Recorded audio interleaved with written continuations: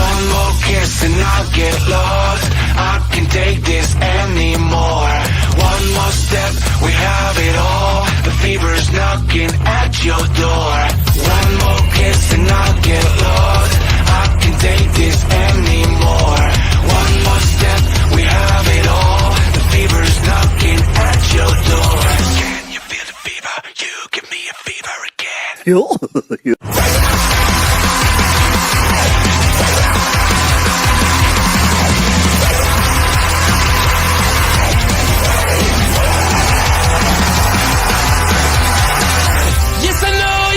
Your game, but I love to be the one who gets played, yeah. There I go and I just fall again. Cause baby I like the way I'm loving you. I like the hell you put me through. I keep on chasing after you. Can you feel the fever? You can be a fever. I like the things you make me do. You know how to make me like a fool. The way you smile, the way you move. Can you feel the fever? You give me a fever again. You give me a fever again.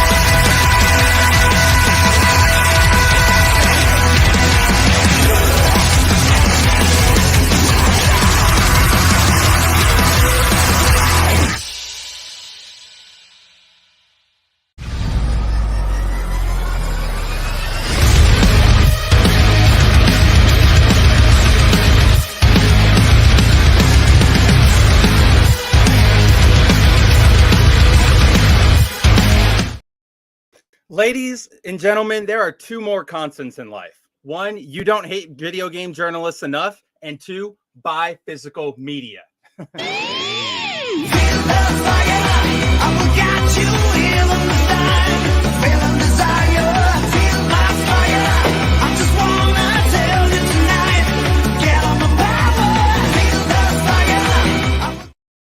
I take one vacation and this show sucks. It's almost as bad as Trash Cast.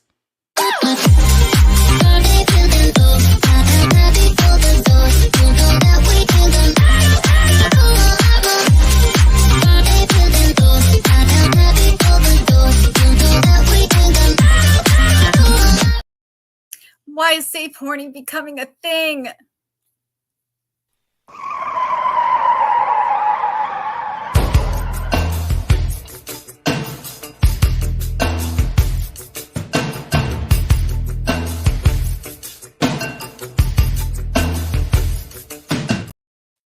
You know, you Warhammer fans better get into Bitcoin. It's just about as successful right now. Everybody, that Warhammer debacle from last week is not working out well for them at all. I mean, we've seen it time and time again with every company, right? But yes, everybody, ladies and gentlemen, welcome to another Wednesday night, another episode of the 01 stream here at Bounding Into Comics, where we break down the week's biggest pop culture news from movies to television to every dumb celebrity take in the middle of it. And of course, as always, I am joined tonight. Oh, well, first of all, I am Spencer Baculi, your host and editor-in-chief of Bounding Into Comics. And as always, I am joined by my fellow 01 crew members, starting with Jacob Smith over there, Cider Hype, and of course, the Nerdigans down there below. We have the crew here tonight. Josh will be here, but he runs on British time, which means we can't trust that for anything. He may be here. He may not be here. Whatever. Like, that's the thing. Is like he'll get here and we'll all go, yeah, intro, what's up, Josh? And then he'll sit there and then he'll go blank for like 45 minutes and he'll go into the chat. Like, we know your game, Josh. I'm calling you out. What was that? Nerdigans, what were you saying? I was saying, well, I run on Jewish time and I'm still on time. Jewish time? Jewish Standard Time. And that's up to like 30 minutes late usually. But see, like Jewish Standard Time at least has a set amount. Like, it'll be 30 minutes, right? With Josh, it's whenever the pub closes or whatever, right? Like, he'll show up whenever. You see, Jews and blacks are really no different. You have to set a time period like 30 minutes like early in order to trick them to being on time. That's the key. Well, there's Hawaiian Standard Time, which is just whenever. That is just a term made up by like tourists, though. Like, yeah, dude, I go to Hawaii. I'm on Hawaiian Standard Time. It's like, no, get a job and answer your damn emails. Like, that's what we're talking about. Hawaii's a myth. It's like Antarctica. Right. Does it really exist? It I think there's only like one real island, and that's where they ship everybody into, and it's just like different sections of it, and then they just keep telling us it's newer and newer and newer places. Yep. I'm just racist and on time. Yeah.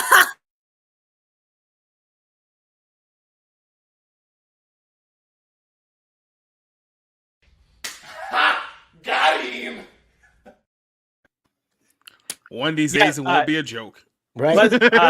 Leslie says you're on magical time, Jacob, because we all presumed that's where you were last week. You had a meeting with a certain society that you are a part of. Yeah, I was on the other version of. So I was on the Uncle Ruckus Society. We were trying to figure out how to. Hell yes. Ruckus Society. The Uncle Ruckus Society. Hell yes. Yep. I love that. But yes, folks, we have a lot to talk about tonight. Obviously, we have all of the just blatant hypocrisy coming out of the video game press. We have the awful developments with physical meat with anime, with Crunchyroll and Funimation.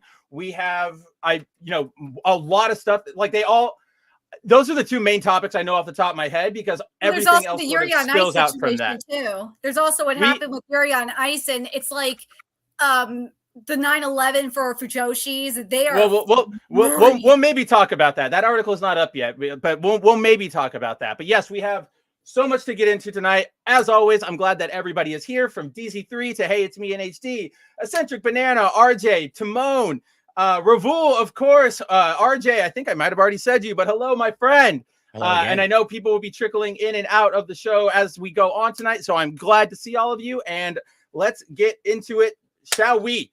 Snyder, what do you have for us at the start? Oh, yes, I forgot we even had this on the docket. That is how little impact this movie has made, right? So, in case you guys haven't seen, I guess it was over the weekend it came out, or last week it came out, the second half of Zack Snyder's Rebel Moon, and nobody wanted it. Like, absolutely nobody wanted it.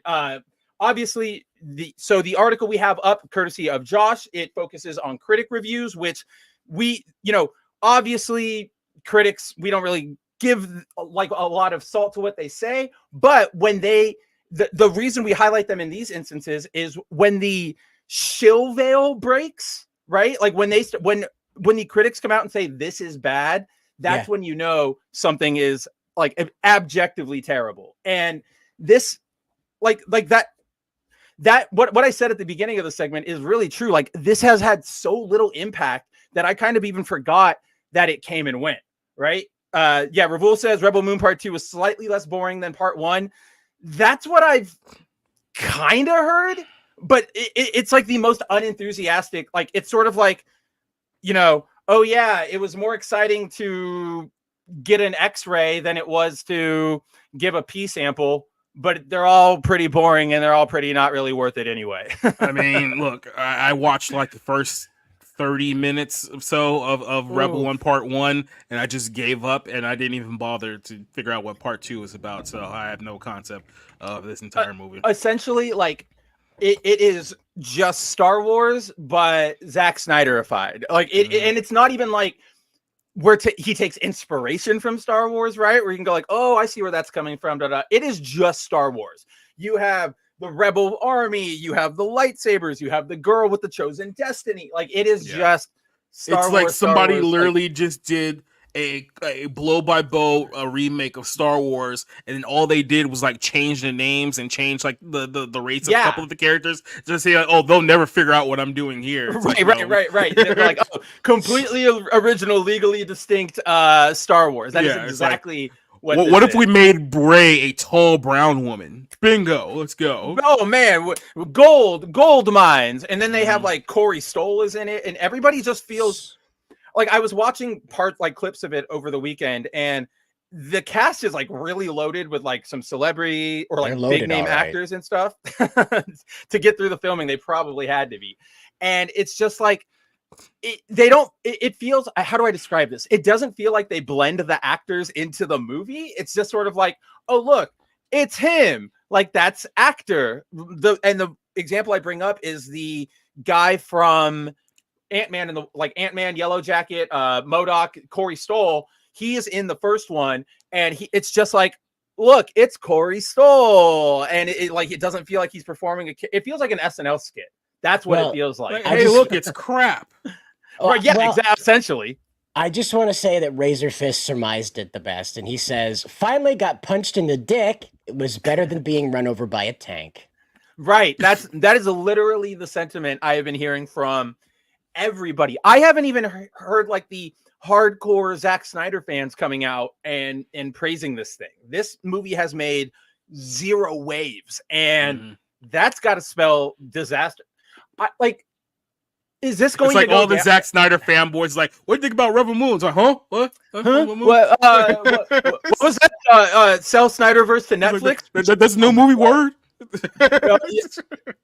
That campaign, the like sell Snyderverse to Netflix, I know like people support it, but it makes no sense. Like that's just not how licensing or any of that stuff works at all. So that's all I have to say about that. Or about that campaign, because I'm just like, I don't know what you're going to try and achieve with it. But as far as Rebel Moon goes, here is how I knew that this movie is an absolute just disaster, right? So my stepdad, he is, he's in his like late 60s. He is very much like an old school sci-fi nerd. He loves reading all the sci-fi novels from like John Heinlein and stuff. He watches all the old television shows. He's a big Star Trek guy. So when a sci-fi thing comes out, he does the dad thing where he'll put it on and he'll watch it, even if it's not great, and then he'll walk away and go, whatever, I watched it. But with Rebel Moon, he was talking to me and he said, he saw all the ads coming out for Rebel Moon Part 2, and he went, oh, I don't remember if I saw the first one or not. I'm going to rewatch it because I want to watch the second one. He put it on for 15 minutes, less than you, Jacob. And he went, I don't want to watch this. He was like, there's nothing here. And then when I was talking to him about it, he's like, it's just Star Wars, but bad. And so I'm just like, yeah, that is the most like scathing review bad. Right. Well, like, but bad. And also like when dadcore like cannot stomach the movie to just like even sit and nap through, that's when you have a problem. Like that's really bad. So I like there's supposed to be a whole franchise off of this, right? And I don't know. This just felt like they discount Star Wars. It's not even discount Star Wars. Remember last week when we were going through the bootleg toys with Snyder? It's Dollar Tree Star Wars. That's exactly it. That's exactly it. It is the Super Justice Wars Alliance star, and it is just a badly like blue repaint of Darth Vader versus. It's like, let's call our franchise Sky Battles. Sky Battles, do it. If Ollie's made a Star Wars movie, oh no, I will correct you, Banana. If Ollie's made a Star Wars movie, it would actually look like Star Wars, considering how much merchandise they have. They could probably make a complete like Star Wars film with all those figures and accessories sitting around. Timu Star Wars. Yes. Absolutely. Yes, that is cut print. We are out of here. Have a good night, folks. Also,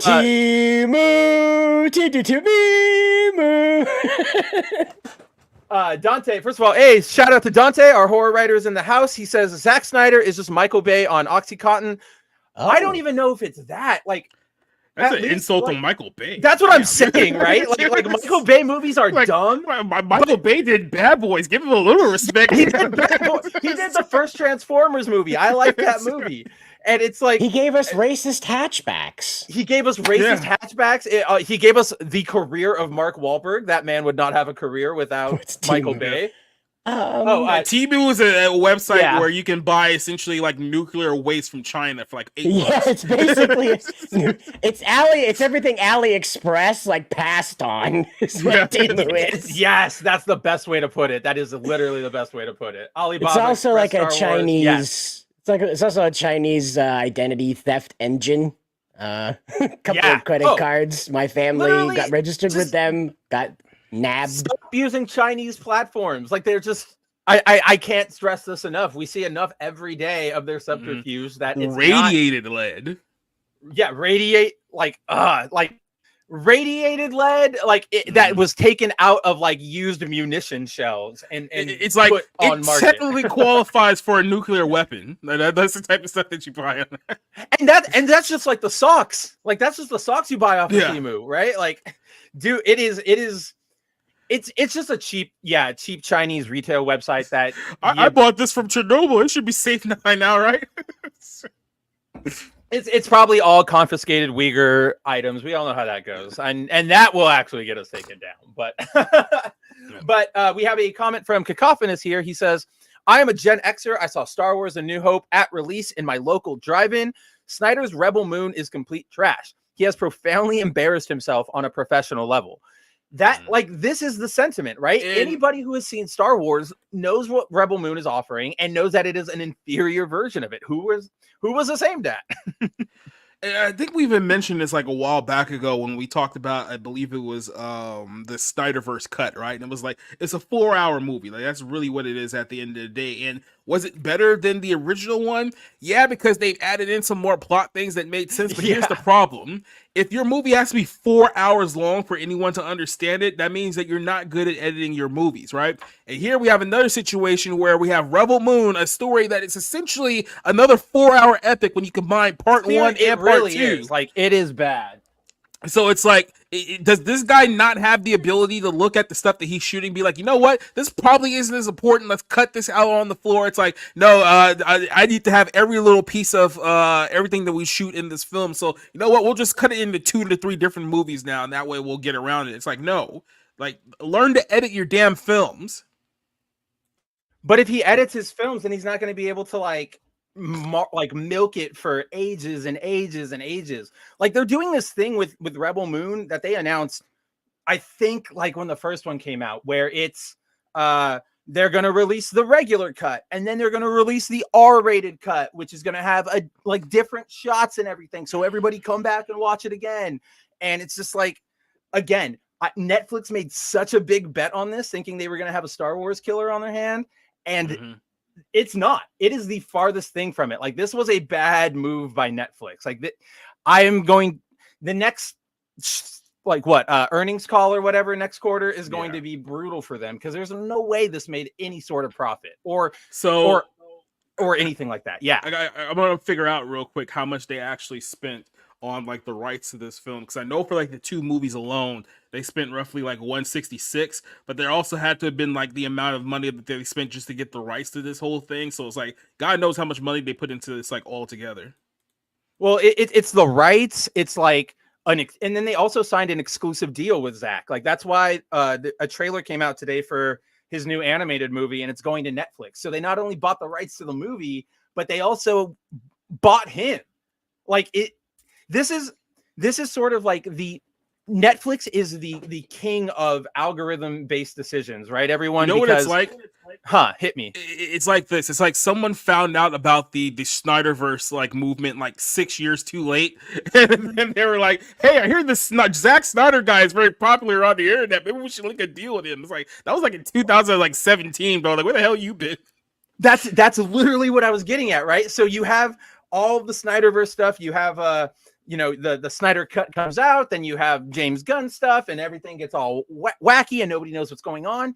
And then, in the last, I don't know, let's say year, to be, generous, that's when you started seeing the rise of that hashtag and that movement, the sell the Snyderverse to Netflix. So I've talked about this before, but Netflix really, really runs all of their decisions on algorithmic like chatter, not AI. So, yeah, well, like AI, but it's more like when they look at how successful a film is, right? They don't look at really the watch time or any of that stuff. They look at like, what are people talking about?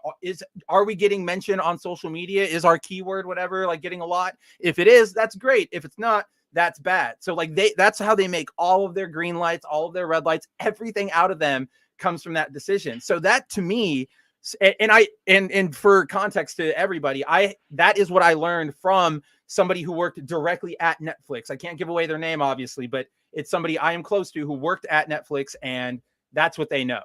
And so it was Obama.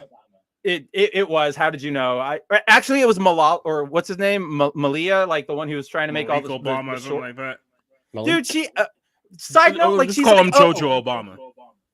Dude, she's like, oh, I'm gonna be a filmmaker. Here's my short film. I'm at all these festivals, and it's like, shut up. You don't need to. Like, nobody wants to hear from you. Literally, just go get your stupid like movie deal and just leave us all the hell alone. Like, I don't know who is, aside from like political activists who are online every day huffing DNC tweets like they're meth.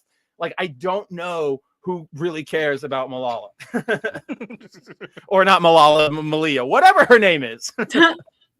But yeah, like, so given all that, I really do think like they went sell Snyderverse to Netflix, and Netflix saw, oh, look at all these mentions of Netflix and Snyder. People want that. People are gonna get into that, and they just completely missed all of that. All of that. Yeah, haven't had a Netflix subscription in a few years now. Not worth it to me. I saw Mr. Anime a second ago, 343. First of all, shout out, man. I haven't seen you. It's been a while since we've seen you on the stream. Good to see you again. Yeah, I just have Netflix for anime. That's what a lot of people, I'm pretty sure the viewership here tonight will probably agree. That's when I talk to people, that's mostly what they say they have Netflix for now. Something very, very niche that only they offer. Like, oh, I only have it for anime. South Korean drama, baby. Bingo. That's exactly the next one I was going to mention. Just like K-drama, anime, and then like I basically that. I don't, because like I have a Netflix account, but I don't ever really use it. It's just sort of there, right? And especially my family uses it, so that's why like I keep it going. But there's not, I have not tuned in to watch anything on Netflix. Well, I watched One Piece, and then aside from that, I've watched nothing that service has to offer. Oh, I guess Cyberpunk Edge Runners, right? Another anime thing. So yeah, I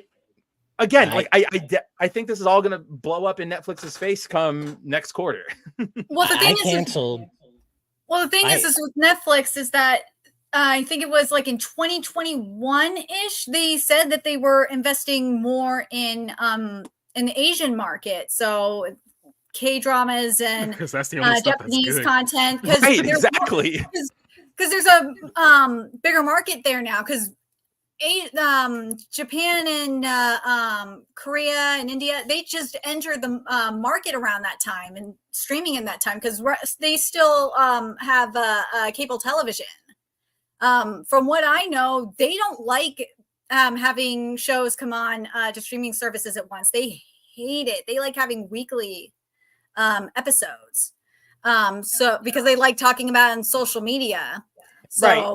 That's a bit of a different topic than we're talking about. We're not really talking about. I know, but I'm just saying, like that's like is there anything worthwhile on these services to watch? Regardless, but you brought up that someone brought up anime on Netflix, and that's why there's not that much Western programming on Netflix anymore. Is because there's more. There's a Nerdigans. Whoa. The entire platform is still Western oriented. The anime, what Mr. Anime is saying is that he only has his Netflix account for the very specific amount of anime that they offer. That's all he's saying. He's not talking about release schedules or the quality of it. He's just saying that's why he has it. And that's what I'm talking about is like, what is there for people to watch? What do you got for me, Jacob? I was going to take it a step further than that, and I'll let Snyder go. It's like what I've noticed on Netflix is that they're starting to import a lot of shows from overseas. Like I remember there was, I think it's called like Money Heist, where it was kind of like an international thing they did in like multiple countries. That was like a big hit for them. They're buying a lot of K-dramas and doing stuff specifically from that market to put it over there. So it's like surely but surely, but that whole industry is starting to shift like overseas now because they're realizing, hey, there's really not a whole lot here coming out of the US and people are actually watching anymore. Like the days of that terrible Georgia and Jenny show that's on there, or all the other content that they're producing. I forgot about that. That's done. Like all the like Stranger Things and all the other stuff that they had on their premiere thing is done too. So they're desperate for new content and they need it bad. I mean, they can just pay $5 billion for the WWE for sakes. I forgot about that deal because like they haven't done anything with it yet and nobody talks about it. But I think you hit on something, Jacob, where it's like they got ahead, or I forget, I think it was you who said it, Jake, or maybe you, Nerdigans, but like when they started reaching out to get all the anime, all the South Korean stuff, it was when everybody else was entering the market. So they're getting ahead of the curve. Like that will save Netflix. Like having those South Korean licenses, having those anime licenses, that's going to be great for them. It's just literally anything else is any of their like original Western stuff is going to be complete garbage, or 99.9999% of the time it's going to be complete garbage. Snyder had a point that I wanted to mention too. Yeah. Oh, I just canceled my Netflix subscription when Cuties came out. I have no idea what you guys are talking about. Fair enough. Don't let Vito know. Wait, But you have a subscription? A long time ago. Mm-hmm. No, I think it was DZ3 said that K-dramas are pretty much repetitive. I mean, maybe because I've only seen like a handful of them all on there, but the ones that I've seen seem to be pretty, let's just say, diverse, put it that way. Like I mentioned and recommended the one called Tomorrow, which I thought was a very, very well done series. I think it was only like 13 episodes, somewhere in that. That was a pretty good one-off series. There's this one series that's on there where it's kind of like a reality zombie show, but obviously it's all a work, but they're presenting it as if it's like a real thing, which I thought was pretty creative. So it really depends on like what you're actually going into. Like I don't watch like, you know, like the soap opera style dramas that they do like over there. Like that stuff I tend to avoid, but you know, if you look for some other stuff, they got some pretty good things there. Yeah, I was gonna bring up that soap opera point because my stepmom, she like watches all of like that's all she watches on Netflix, and those can get repetitive. But again, like Jacob, he used the right term there. They're soap operas. Like that's what soap operas do. That's what soap opera audiences want. Like so yeah, like I'm with Jacob. There's a section of it that's like that, but on the whole, you can find pretty much almost anything you want to watch. And WWE on Netflix is wrong. Nerdigan strikes me as someone who used to watch Passions back in the day. I watched Days of Our Lives with my mom back in the day, and Young General. and the Restless. Oh man, so Days of Our Lives still going, still going. You can catch up. Not anymore. Nah, my the actors I grew up watching are gone from there now, so I can't.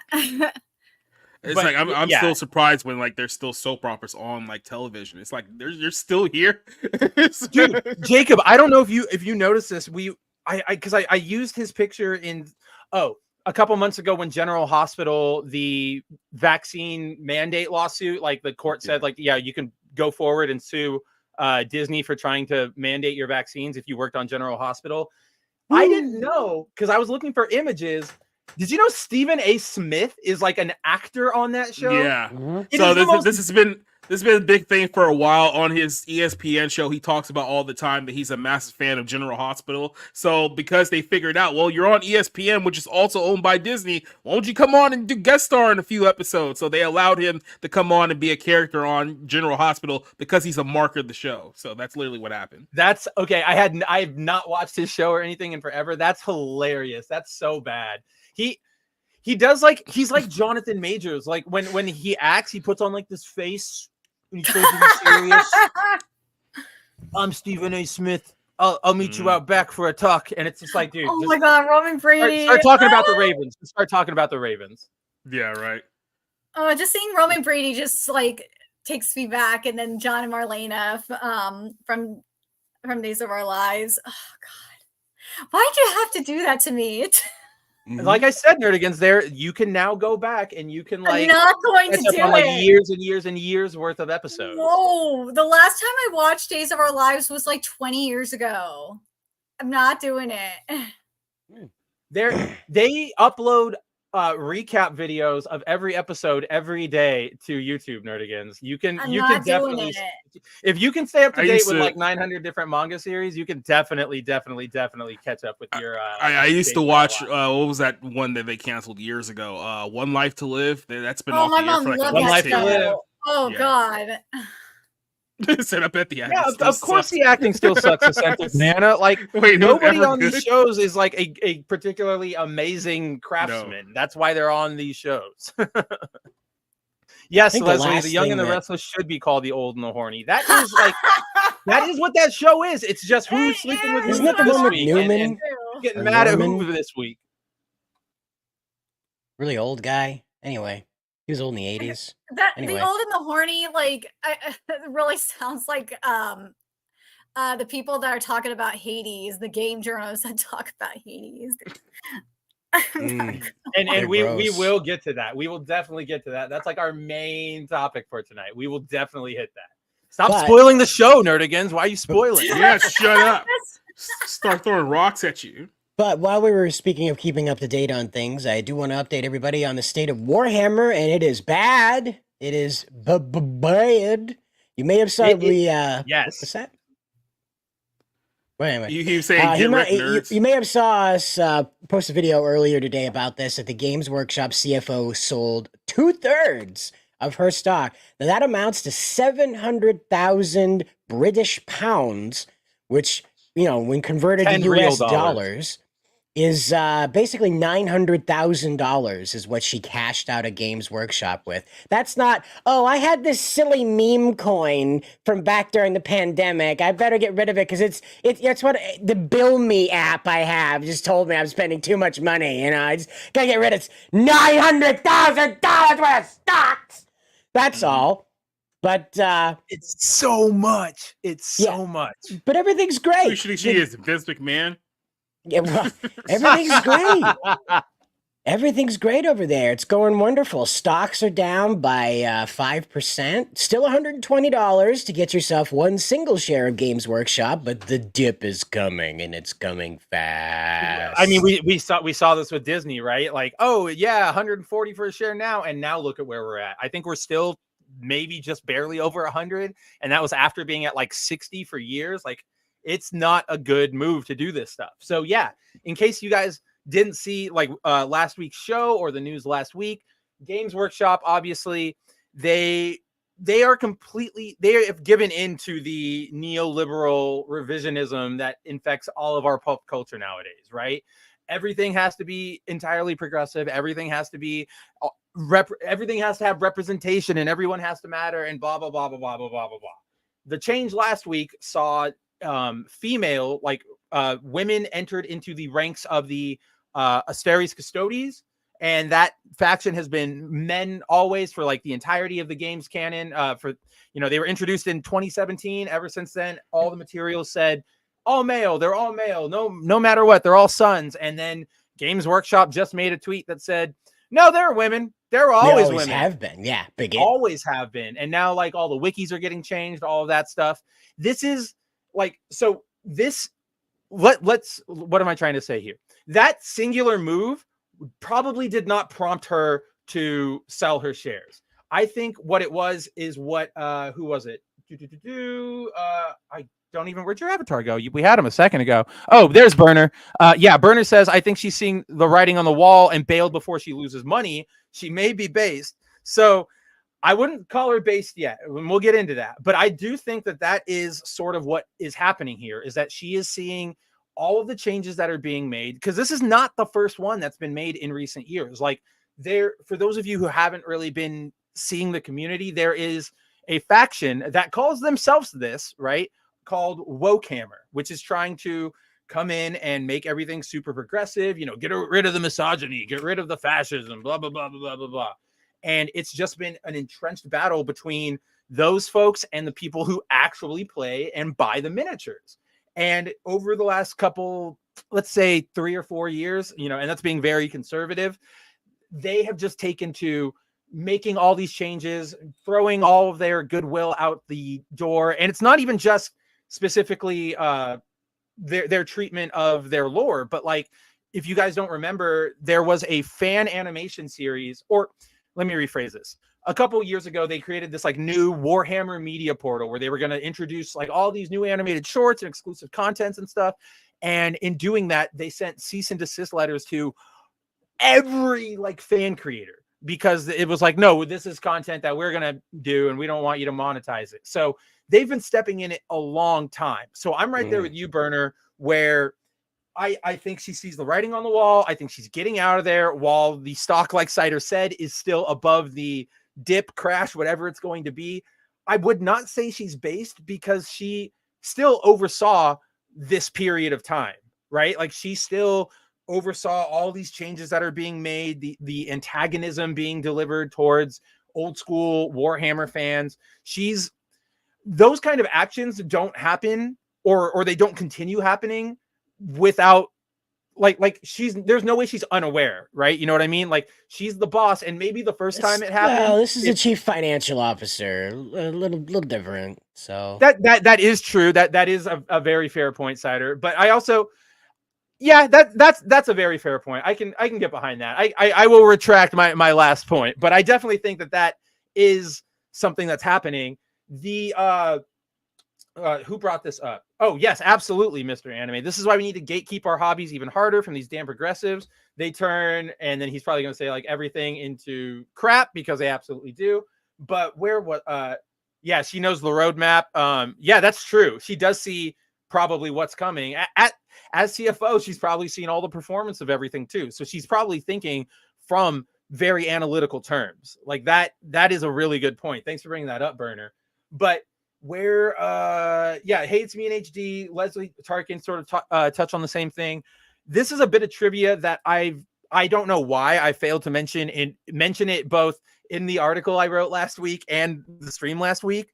But the Asteris Custodes, that is the ones that got changed that we're talking about. Those are Henry Cavill's favorite units. right. Like if you go look at interviews, Henry Cavill, Mr. Man in charge of Warhammer, is going out and saying, I love this. This is my favorite faction. I want to do a lot with them. So that is, as Leslie and Hates Me in HD sort of bring up, it does feel very much like insulting Henry, kneecapping him before it comes out, because now what does he do? He's stuck in a dumb catch-22 where, he wants to stay true to the lore because we know how The Witcher played out, but Games Workshop and Netflix, Games Workshop and Amazon are probably going to go, that's not the lore, blah, blah, blah, blah, blah. And it's just going to, and if he doesn't do it, then he gets yelled. It is just a crap situation for him. But I still have faith in Henry. I don't have faith in Games Workshop. I don't have faith in Amazon for donkey anything,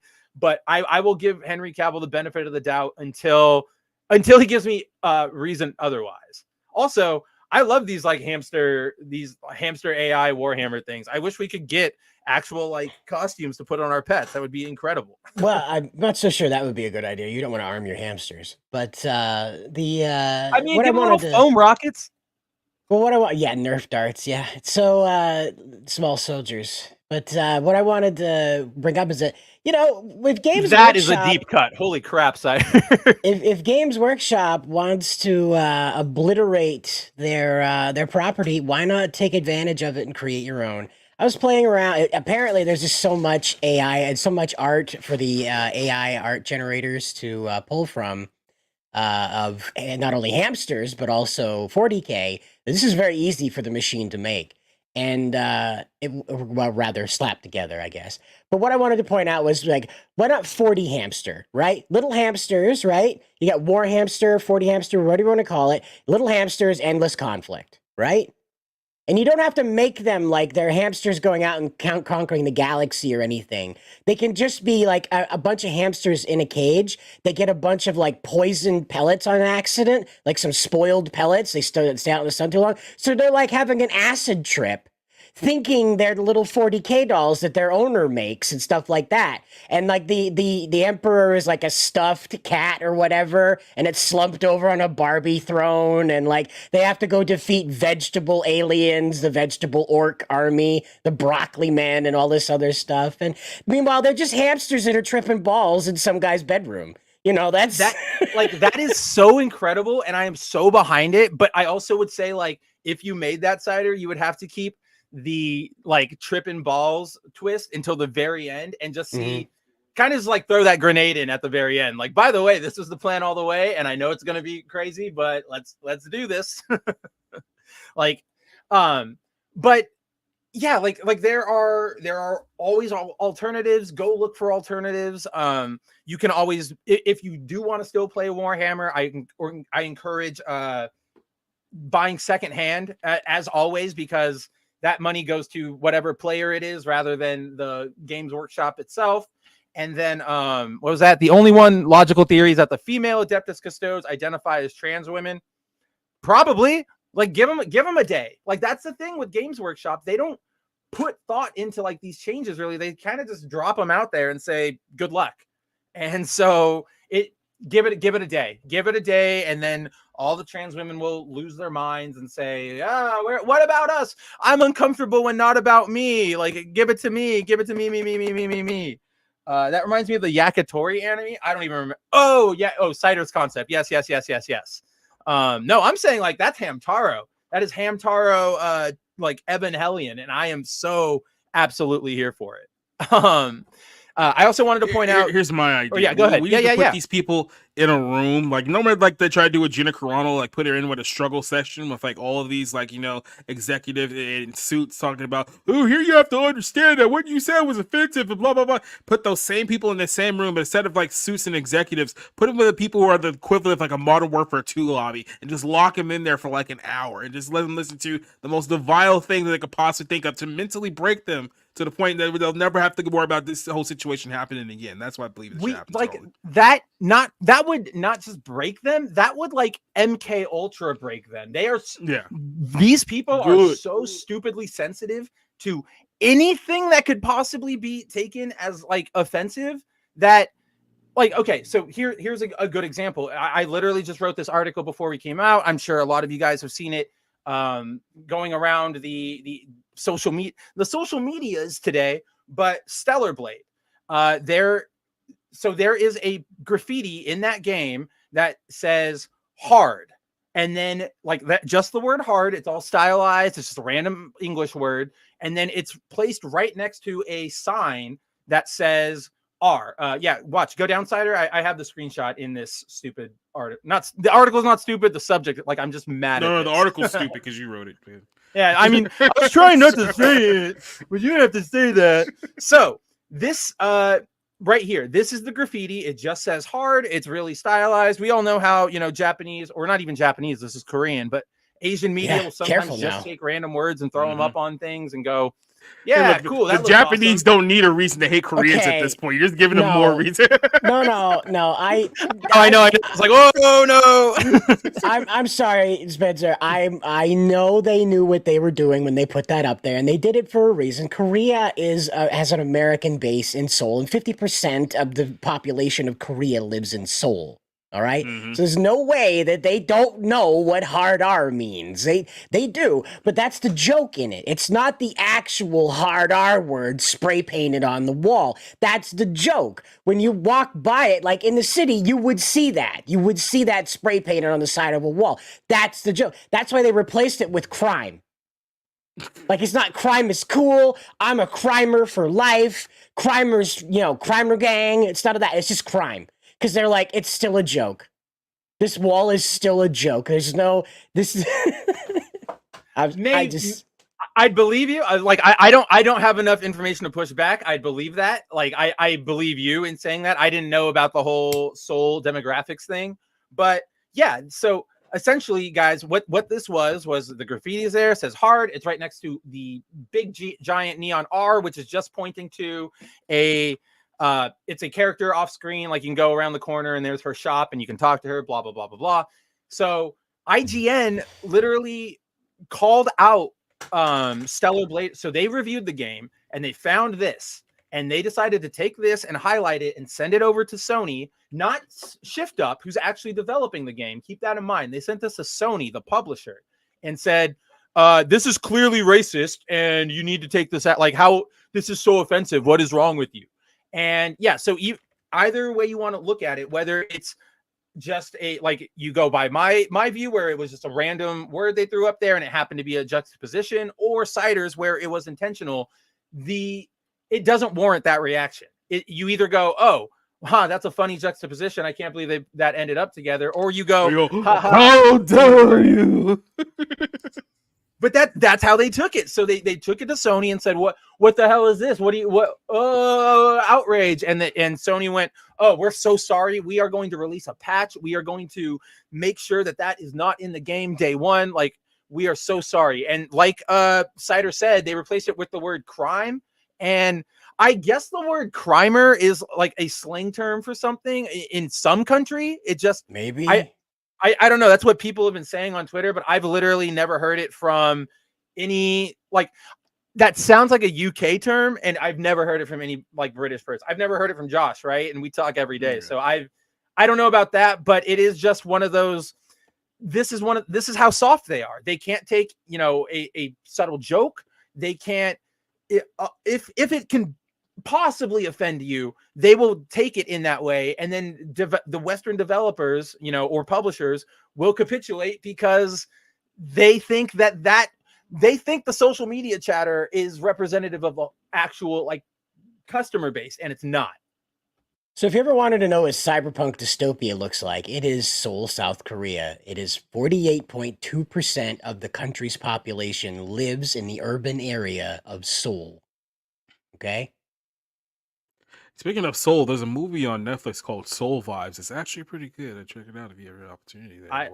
The only Soul movie I care about is Soul Plane. But Snyder, even hell yeah, you know what I'm talking about, Jacob. But it is a cyberpunk dystopia in the sense that not only is everybody stacked on top of each other, but they've got all the future tech, and people are like modifying their face. Like everybody gets plastic surgery over there to look the same. Like it's really, really weird. There's a law in Korea now that allows husbands to sue their wives if they give birth to ugly children. Mm-hmm. Don't forget, that is hilarious. Holy crap. Don't forget all the K-pop stars that killed themselves before the age of 30. Yep. Something I do want to bring up, because this really does irritate me that we haven't heard from Shift Up yet, but I'm just thinking, if this happened in like Bayonetta, Kamiya would not be having this at all. Kamiya would be livid. He would like do everything within his power to make it happen. He would probably not release the game in America if they tried to pull a stunt like this. He would be that furious. Well, that's why I pointed out, like, IGN didn't go to the developer. They didn't go to Shift Up. They didn't go to Hyung Tai Kim to ask him what, you know, the game's director, what is any of this. They went to Sony. It's essentially when, you know, think about the little joke we've all made, or television makes all the time out here, where, hey mom, can I have, you know, a popsicle for dinner or whatever? It's like, absolutely not. Like, no way. Okay, well, I'm gonna go ask dad because I know mom will say no, so I'll go ask dad because he's gonna be more receptive to giving me a popsicle, and I can probably trick him easier because he wasn't home all day. He doesn't know what I had for, you know, stuff like that. It is literally just, this isn't actual concern. This is activism. This is them trying to get any dig in that they can on Stellar Blade, because this game doesn't capitulate to anything they want. It doesn't have any of their stupid socio-political themes. It doesn't, you know, censor up Eve. It doesn't, what am I looking for? It doesn't like nerf itself. Like, it's still a hard game. It has gameplay, not for game journalists. And so this to me is just like, how can we get any win over? And this is a pretty, like, unfortunately, it's a pretty big win for that side, because just days ago the developer Shift Up promised that they made a tweet saying Stellar Blade will release uncensored in all territories. So you make that tweet, they hold on to their IGN holds on to the screenshot until after that tweet goes, then they go, oh hey, by the way, now, like, we're going to force you to make a change, and now you have to look like an idiot, and we can go, ha, ha, ha, ha, ha. Where are your heroes now, essentially, right? Like, it's a good move. It's a good move. It's just super stupid. And we, like, yeah, like applaud on the technique, but I see what you guys are doing. But hold on. IGN went to Sony of America, right? And it didn't say Sony Japan. It's Sony of America. So, yeah, because this one's not being handled by Sony of Japan. This is being handled by Sony proper, because it's Korea, not Japan. Okay, because something that I've heard before in terms of, like, this is in terms of anime and manga as well, is that once like a series leaves Japan, they have nothing to do with it. So they don't know whether the localization's being botched. They don't know if things like some things can. It's like selling off an asset. It's like, hey, it's your problem now, right? Yeah. So basically, they don't know what's going on unless fans tell them what happens.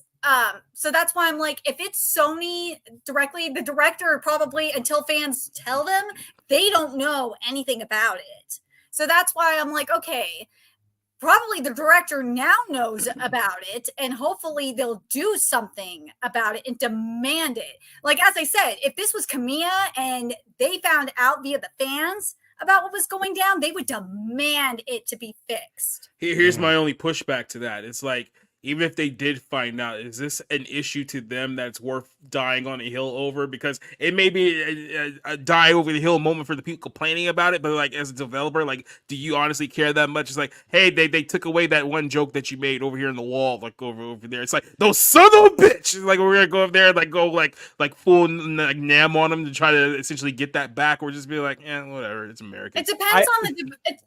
I would say it depends on the developer. Like I was saying, in regards to Kamiya, damn straight it would be. Kamiya does not want anything altered. He is very hardcore about that. For fuck's sake, he will block someone if they tweet him in English. Oh, like, speaking of someone who tweets in English. Boo.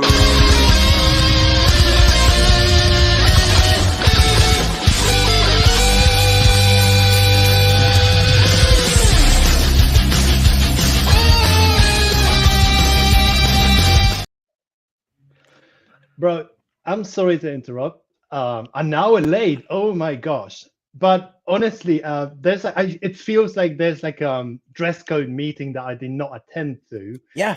Neither did Snyder, and I'm Oh, yeah. I'm compelled to like wear a baby blue t-shirt. And that's why you two are bottom bunk today. That's why. Yep. Yep, That's what it 100%. Get your dirty Reds, get out of here. But so like normally, Jacob, I would say, yeah, if a studio ran into this like thing and it was like, oh, we have to take out this one joke, I think normally a company would probably go like, yeah, all right, let it go. My only and maybe this is just me speaking as like from a consultancy like aspect or like a third party aspect, but this developer has so this is their second game ever, biggest release ever. Like, their other game is an anime mobile gacha game. It's fun, Goddess of Nikkei Victory, but it's a mobile game. It's very niche. So this is their big step out onto the stage. They're going, hey, we're coming here. Here's the game. And they've been very, very adamant, the director, throughout the entire development, that we aren't censoring anything. Like, this is what I want. We're not going to listen to anybody. And so, either get on board or get out of the way. And if they come out and they, if he doesn't say a fit, if he comes out and kind of says what you did, Jacob, or it's like, I let it go, I think that's going to shoot him in the foot. That's going to lose them all of the goodwill they already had. And so if they lose that base and they already don't have the neoliberal Kotaku readers, you know what I would have done? I don't know what's going to happen. Yeah, I would have changed it, and I would have put harder R. Or like, man, we fixed it. You probably would have fixed it, and you could have gotten away with it by just putting the word. Like, just put the word there. Like, fine, okay, you don't want the reference. There it is. Let's put nigga bar. Just. You sure about that? You sure about that? You sure about that? That's why I said he can do it, not me can do it. No, I put nigger bar TM. And then TM, exactly. Trademark it. Get paid. Yep. Where was this? Ravul says Shift Up should just release Stellar Blade on PC. Yeah, I'm hoping it does eventually. I was actually thinking about this today because I was watching gameplay footage of Stellar Blade, and I was like, this looks so fun, but I have no reason to buy a PlayStation 5 outside of this and Final Fantasy VII Rebirth. And Rebirth is coming to PC eventually, so I just have to hold out. Damn it. And they'll mod Tifa's shirt better fixed. Oh yeah, they'll mod it all in as it properly should. Tifa will have no undercut. It'll be great. That's the version we're gonna want to play.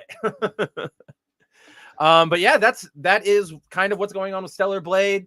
I really do hope we hear something about it eventually, because yeah, right, as Nerdigan pointed out, we haven't heard from Shift Up or the game's director yet regarding this change. Keep in mind that this change just rolled out this morning, so give it time. We'll probably hear something. But yeah, these people are sensitive about this crap, except when they're not, except when they decide they want to be absolute hypocrites about everything. That's So, a good segue.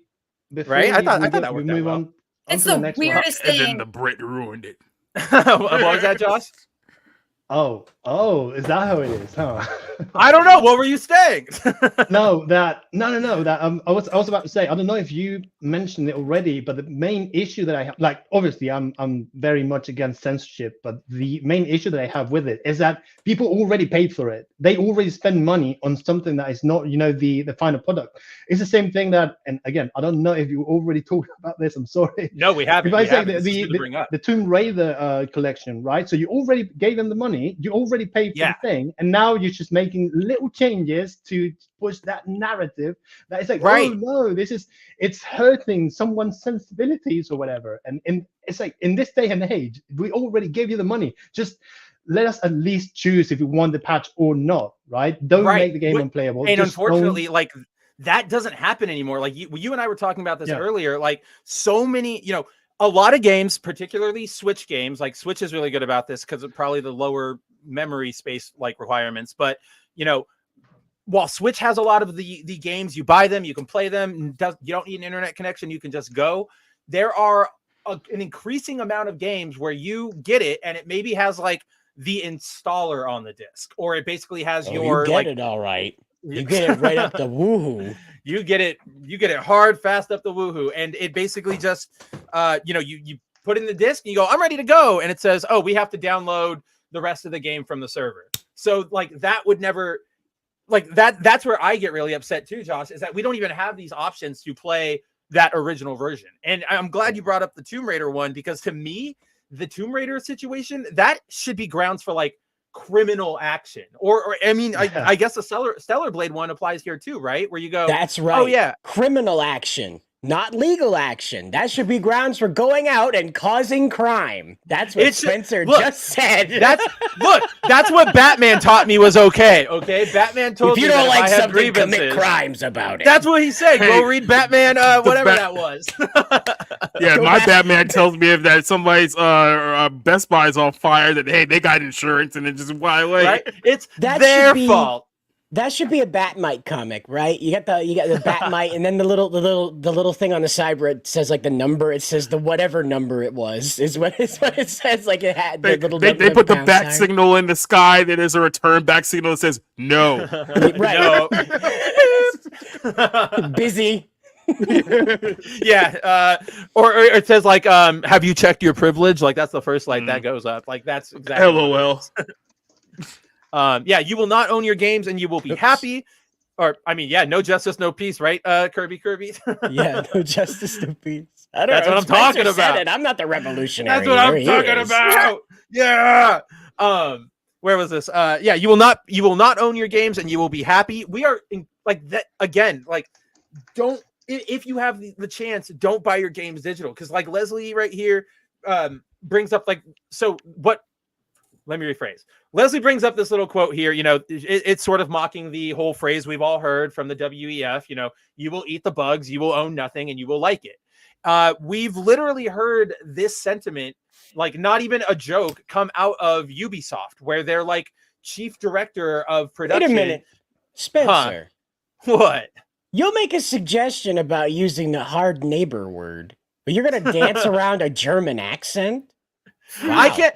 I'm not as good as Josh is. Josh is our resident. You will eat the You bug. will not not eat the book. You You will will not not own bugs.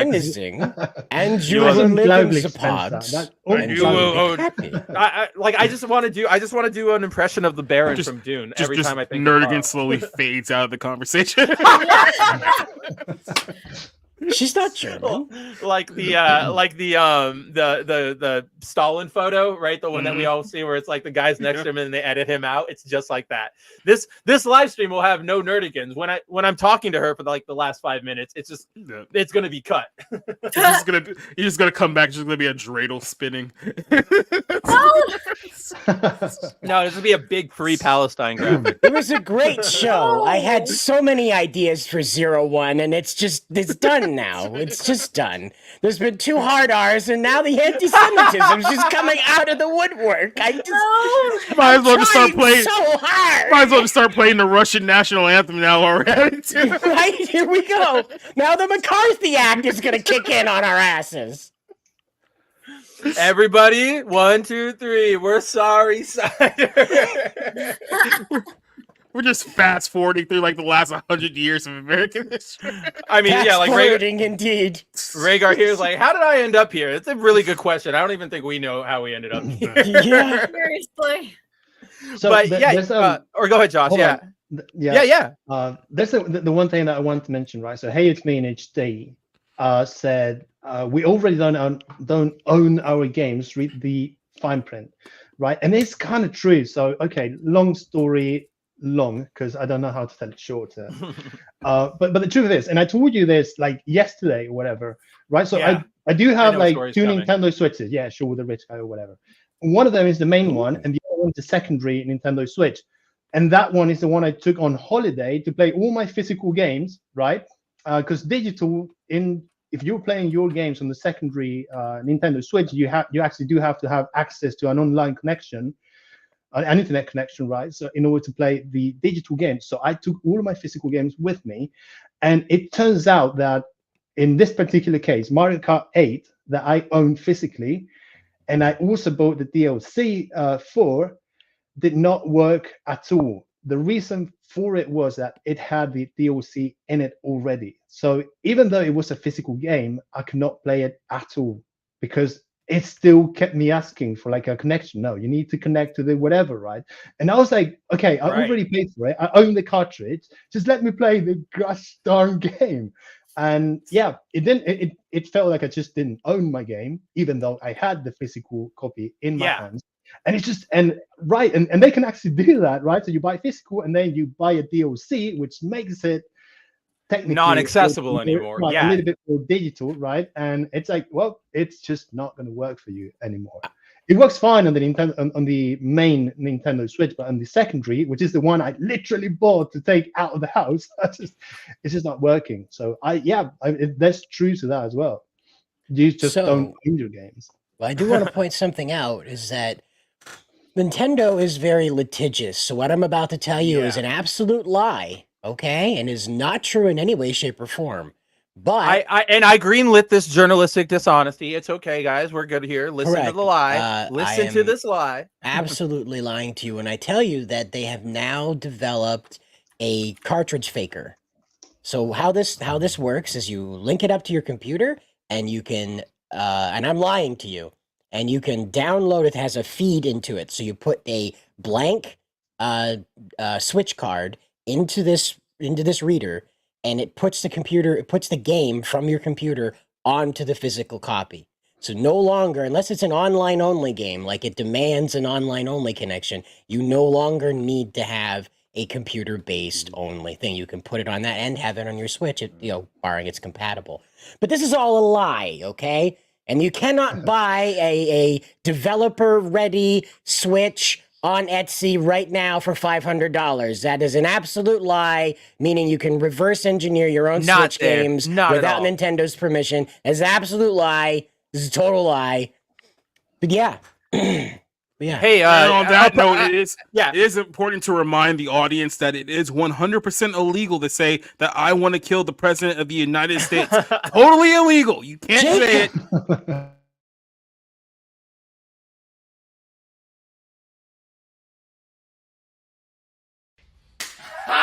Got him. Dude, you just give it time. Just give it time. Give it like 5 hours. And they'll get the next one out. Yeah. By the way, just for the reference, the guy who made that skit is currently dead. So well, I mean, I was gonna bring up apropos of nothing. You guys remember the dead? No, not that skit. No, the whitest kid you know skit. Yeah, Trevor. Yeah, Trevor's dead. Yeah. But I was gonna say like, what did he do? Well, so bad. Joji's fine. Joji made it. Joji is Does he have information that could lead to Hillary Clinton's arrest? Well, that's what I was going to say. I was going to be like, well, apropos of nothing, do you guys, you know, a certain Boeing executive just died before giving some testimony. It's true. So if we, in the next few weeks, if anybody out there is a video editor, we might need some skills, send an email to press@boundingintocomics.com and we will be in touch. Let's see. Some of us may need some legal fees here in the next few weeks. See if you can send your donations. So we honestly. really should talk about Hades before we get sent there. How about that? Okay. Yes, let's get back to Hades. I made an intro and everything. Do you think you're slowly dying? Do you think you're slowly dying? Do you think you're slowly dying? Do you think you're slowly dying? Do you think you're slowly dying? Do you think you're slowly dying?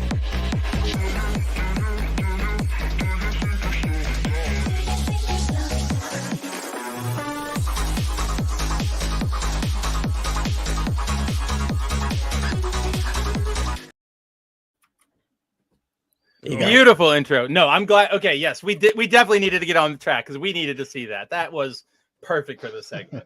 Yes, folks. In case you haven't seen the news, as you know, sort of jumping off of our previous or like previous 9 topics ago, Stellar Blade discussion.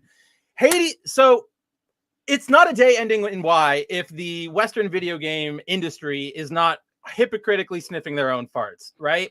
So this is what we were sort of getting at before we got sidetracked and got put on various lists and are probably going to never be seen again. All of them. Before we sealed our fates, you know, we were talking about Stellar Blade, and obviously, if you guys have been paying attention to the internet at all over the past couple weeks, you'll know that her design has set all of these, you know, neoliberal games journalists just made them lose their minds, accusing it of misogyny, accusing it of being for incels, yada, yada, yada. And it's not, you know, I saw this argument being made on Twitter around this. It's not a niche amount of them, and it's not something that happened and they've gotten over. Nerdigans, you were talking about this right before we went on. There was like an article that came out from like 9 different outlets today, or like 5. 9 is being hyperbolic, but like 5 outlets today dropped different articles going, why Stellar Blade is problematic, why Eve's design is so bad. And it's just like, are you kidding me? What are we doing here? But all of that said, all of that outrage against Stellar Blade was completely proven to be hypocritical and performative this week with the Hades 2 reveal, or let me rephrase that, the reveal of Hades 2's new character designs. But Character you mention designs. this because Essentially. it's really funny. Because What? remember back when Bayonetta came out, like Oh yes. everyone Yeah. was hating on her. Like I was looking at like a few Stellar Blade reviews, and you know they're comparing Eve to Bayonetta, and they're saying Bayonetta's sexiness is purposeful. Like, No. what the fuck are you talking about? You guys This- said the same thing about Eve, the same thing about Bayonetta, like Well, when it came so, out in like 2009.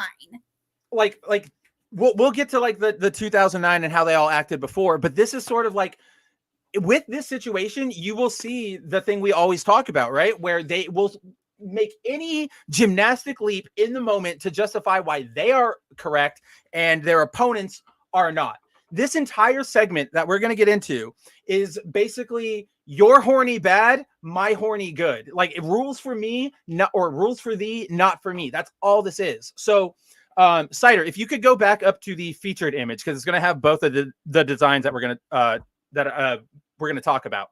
So for those who don't know, Hades is a game from developer Supergiant Games, the guys who made Bastion a while ago. It's a roguelite sort of game. The first game is really, really fun, actually. Like if you like gameplay, I would highly recommend checking it out. You know, you do runs, you get items. It's a roguelite. You guys sort of know what that entails nowadays. So last weekend, the developers did a live stream stress test of the upcoming sequel, Hades 2, very basic. And in that stress test, we got reveals for both new characters and updated designs for returning characters. The two designs that caught people's particular attention were these two right here. So on the right, you obviously have the goddess Aphrodite, the goddess of love. She is completely nude. She is covered only by strands of her hair. And yes, like even less clothing than Eve, 2B, Bayonetta, any of them. And on the left, we have Hephaestus, who is the Greek god or the blacksmith who makes all the armor and the weapons and stuff.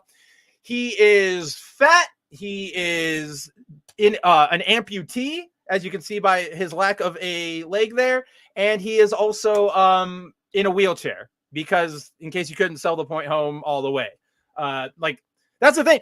I don't know what I'm supposed to learn anymore. Do people with no legs want to be in wheelchairs or not? Echo told me that you can are we just creating an army of like diabetic superheroes? Is that what's happening right now? Like that's what I'm talking about. Like, what is? Oh, it's so bad. Like, I don't. Yes, DC3. Hephaestus is supposed to be crippled on his foot in the original like Greek lore, but a crippled foot is completely different from being a up to your thigh amputee in a wheelchair, right? Like there is such a dramatic difference in those representations. And that's the thing, right? None of these people who are going, oh, we want representation. We need amputee representation, disabled representation.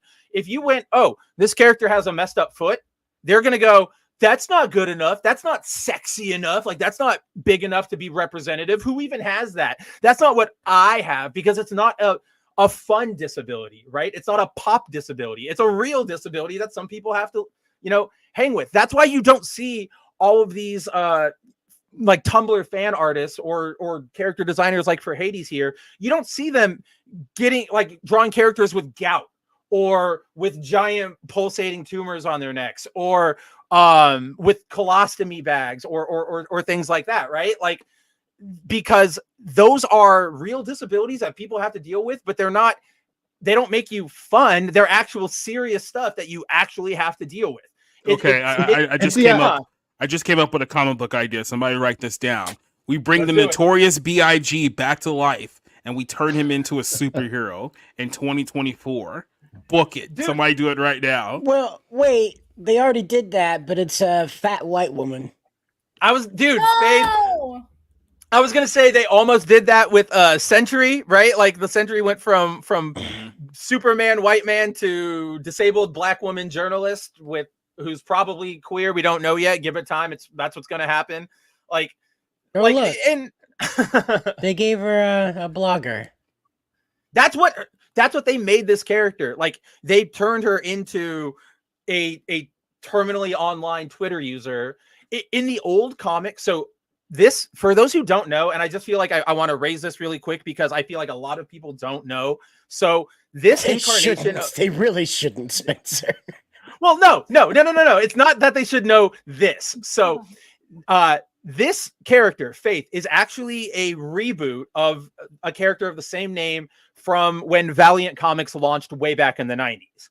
And in the 90s, so they had Faith. She was able to fly. She was sort of the like superhero fangirl type of character, right? Like, oh, I love powers. I've always wanted to be a hero. I wanted to be like you. Da da da da da.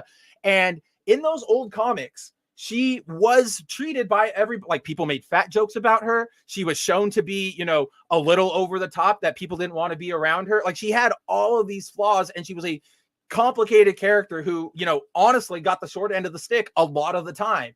Then, come 20, whatever this was, I want to say like 15, we get her rebooted into again, Tumblr. This is just a Tumblr woman. Look at that design for Faith at the computer. She's got colored highlights in her hair, really big, flattering Coke bottle glasses, a really basic, boring, unflattering cat shirt. You had it right when you said this is Tumblr. You need to say Tumblr woman. You just need to say this is Tumblr. It really is just this Faith is just all Tumblr. But that's where we're at nowadays, right? These Tumblr type of representations are the ones that people, that's how you know it's performative, is what I'm trying to say, is that they make all of their disabilities, all of their characters, and who might have a flaw into something great and big, and oh yeah, I'm the bestest, but they don't ever acknowledge any of the realities of what they're actually saying.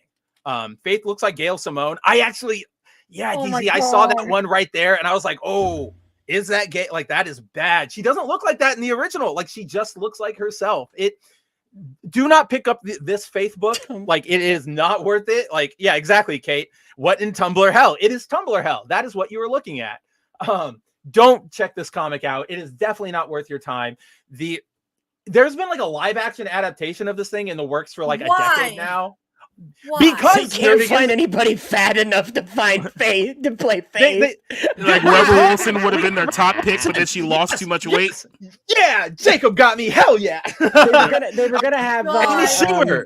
Yeah, Amy Schumer, but then she fell down the stairs, so they can't let her do. Too much of a risk. Too much of a risk. Yeah, no. So like that it's been in development, Nerdigans, because like again, it's sort of like we were talking about with Rebel Moon. When that comic dropped, it got really astroturfed by Valiant and by Tumblr people who didn't actually end up reading the book. And so everybody went, oh, MCU comic books? Get whatever the hell you can. Oh, okay, we got a Faith movie. Like, people know Faith. Let's go with that. I even think it's supposed to be part of like a Valiant universe, but nothing has happened there. The only thing we got was Bloodshot. And I don't even think that's technically part of it. I think that's just like not a one-off. Bloodshot. That's Vin Diesel with nanobots. It's Chalk. It's Chalk Man. That's literally what it is. That's what happened. Like, he doesn't turn white until the very end, and it's just like chalk. Like, it's not his skin. It's so stupid. This summer, Vin Diesel is Chalk Man. The only indication you know he's Bloodshot is he has like a red circle at the very end of the movie. Like, it's really, really bad. Yeah, Leslie, like that's sort of what I'm saying, right? Like, why does Hephaestus have to be fat? Just because you use a wheelchair doesn't mean you'll be fat. All of these designs, like these performative style of designs, are all made up of just the most, again, you look at what these people put forward for representation and dissect it for 2 seconds, and you find it's like the most offensive depiction of anything possible. Again, like these are activists like this, like who design characters like this or promote things like this. They like they're going off of it's superficial, it's performative. They don't really. I totally lost my train of thought of where I was going with that one. Okay. So I'll come back to that one. Well, like, compare them to like the Gods designs in Percy Jackson or the Fate series or what was the other one I was God of War, like the original God of War. God of War too. I mean, they look so much different. They actually look they look sexier than this. Well, okay, now they do. Remember too, there's God of High School even as well. God of High School is way trippier, but you know they need to bring that back. I'm really sad that apparently nobody liked it. I really like that anime. I want them to bring it back. Well, the God of High School how the God of High School mama ended really pissed me off. Yeah, I know that too. That was an issue too. I know, I am too. I really like that. Satan 666. I'm still mad about that. I will forever be mad about that. He deserves better. But see, to your point, Nerdigans, like the reason they look like this, the reason we get these like bizarre designs is, and this is what my drop thought was, is like these activists are so performative that they only really view, you, whatever identity is, you Nerdigans as a woman, Jacob as a black guy, like Snyder as a man. They only view you by that very like not you, Josh, superficial trait. Yeah, no, not you, Josh. Nobody cares about you. You just skipped right over him. I'm not even on screen, Spencer. I will tell you why. I totally forgot he had joined. I'm still off of autopilot. I'm still off of autopilot. My screen is down so that I can have more light going on my face. I can't see the main thing. Well, now I remember the other series I was thinking of, Spencer, is Saint Seiya. That was the other series in terms of gods. And see, the thing is, when those they're designing a character to design a character. When these people design characters, they go, oh, what do we know about black people? What do we know about disabled people? Fat, in wheelchair. Like, they just throw all these stereotypes onto a character. Yeah, and you're supposed to go, yeah, That's the character that I really like and want to represent me. Again, I will point to, for a more casual example, Riri Williams, Ironheart in Wakanda Forever, right? Like, oh, she's supposed to be a black superhero. So what does she do? She speaks in slang all the time. She makes jokes about ashiness. She talks about being black all the time. And it's just like, she occasionally says the N-word. Right. And it's just like, this is not a character. This is a literal stereotype walking. And it's just, it's so obvious. So the one thing, and it's still relevant though, the one thing that I wanted to say before is that the reason why it's so obvious, from a design standpoint, is because if you don't do it, if you don't make it obvious, then you have to do the Death Girl in Spider-Man 2, where you have to play as the Death Girl, and you don't really hear anything because this is the death experience or whatever, right? And it's the same thing. That just, if you can't really show that this person is disabled, then how people are going to know that he's disabled, right? No, you have to put yourself walk a mile in their shoes. But that's what I'm saying is they only go for the items that are attractive about whatever they're trying to do. So they go for disabled. They're not going for somebody with a crooked hand or a stroked out face. They're going for right. Yeah, that's what I was thinking, Josh. That's literally what I was thinking. Was the Scary Movie 2, dude, with My Germs. They don't show that. They show, oh, look, wheelchair, sexy, and I don't find it sexy, but that's what they're thinking, and that's what they do. They don't really care about actual representation. They care about how can I, to your point, Josh, how can I use this to promote my, how can I market with this? Essentially, is what they're doing. And that's why Hephaestus here, he's got all those disabled things right in your face, so that oh yeah, disabled character. Let's get in on that. So what was that, Snyder? Representation in the actual sense for that Spider-Man game for deaf people, right? Let's say they wanted to do that, would have been making a user interface for that game that incorporated Spider-Man's Spidey sense as a methodology to communicate sound interactions to deaf people. So rather than game-breaking mechanics, it's say, oh, there's an arrow pointing over here all the time, stuff that's annoying to look at. Legends. You have Spider-Man's Spidey sense triggering you to tell you, making this side of the screen vibrate, shake a little bit when Aunt May is talking to you and you're not looking at her. So you know to swivel the camera toward Aunt May when she's talking to you, and you could see the subtitles from there. And so you use Spider-Man's Spidey sense to incorporate the deaf experience in gameplay, not to make you feel like a deaf person. Like that. It's like I made a meme and I can't find it right now. It's the meme of the guy sitting in the silence room that NASA has for astronauts. It's the one that has all the sound catching equipment and stuff like that. You sit in it for 30 minutes, you go crazy, you start hearing demons in your head and stuff. Anyway, I put a thing and it says this room simulates what it's like to hear zero sound. Sitting in it with it for 30 minutes makes you go insane. And there's a picture of the principal from Simpsons, and he's looking down, and then I put in Braille at the bottom. That's the joke, right? And then the caption at the top is deaf people. And then the caption he's supposed to be saying is Braille. And I'm just expecting a video game to give you the blind experience, and it's just a black screen. It's just a black screen. That's it. It's gonna be the Spider-Man blind mission, and it's just a black screen. Dude, no, it's gonna be worse. It's gonna be a black screen, and then you're gonna have to use both joysticks to move your left and right hand. Oh, the dual shock, right? Thing. So when you get bit by a dog because you walked into the kennel or whatever, dude, that's coming. We all know what's coming. That's gonna be in the next Spider-Man game. Put our money on it. Sure at some point somebody's going to do a Daredevil game, and he's going to lose his sense of hearing as well, right? So you can feel what it feels like to be blind and deaf at the same time. Superhero game. And that's Insomniac. There you go. Well, no, you're right, because here's what makes me sad about that is that back in the day, right?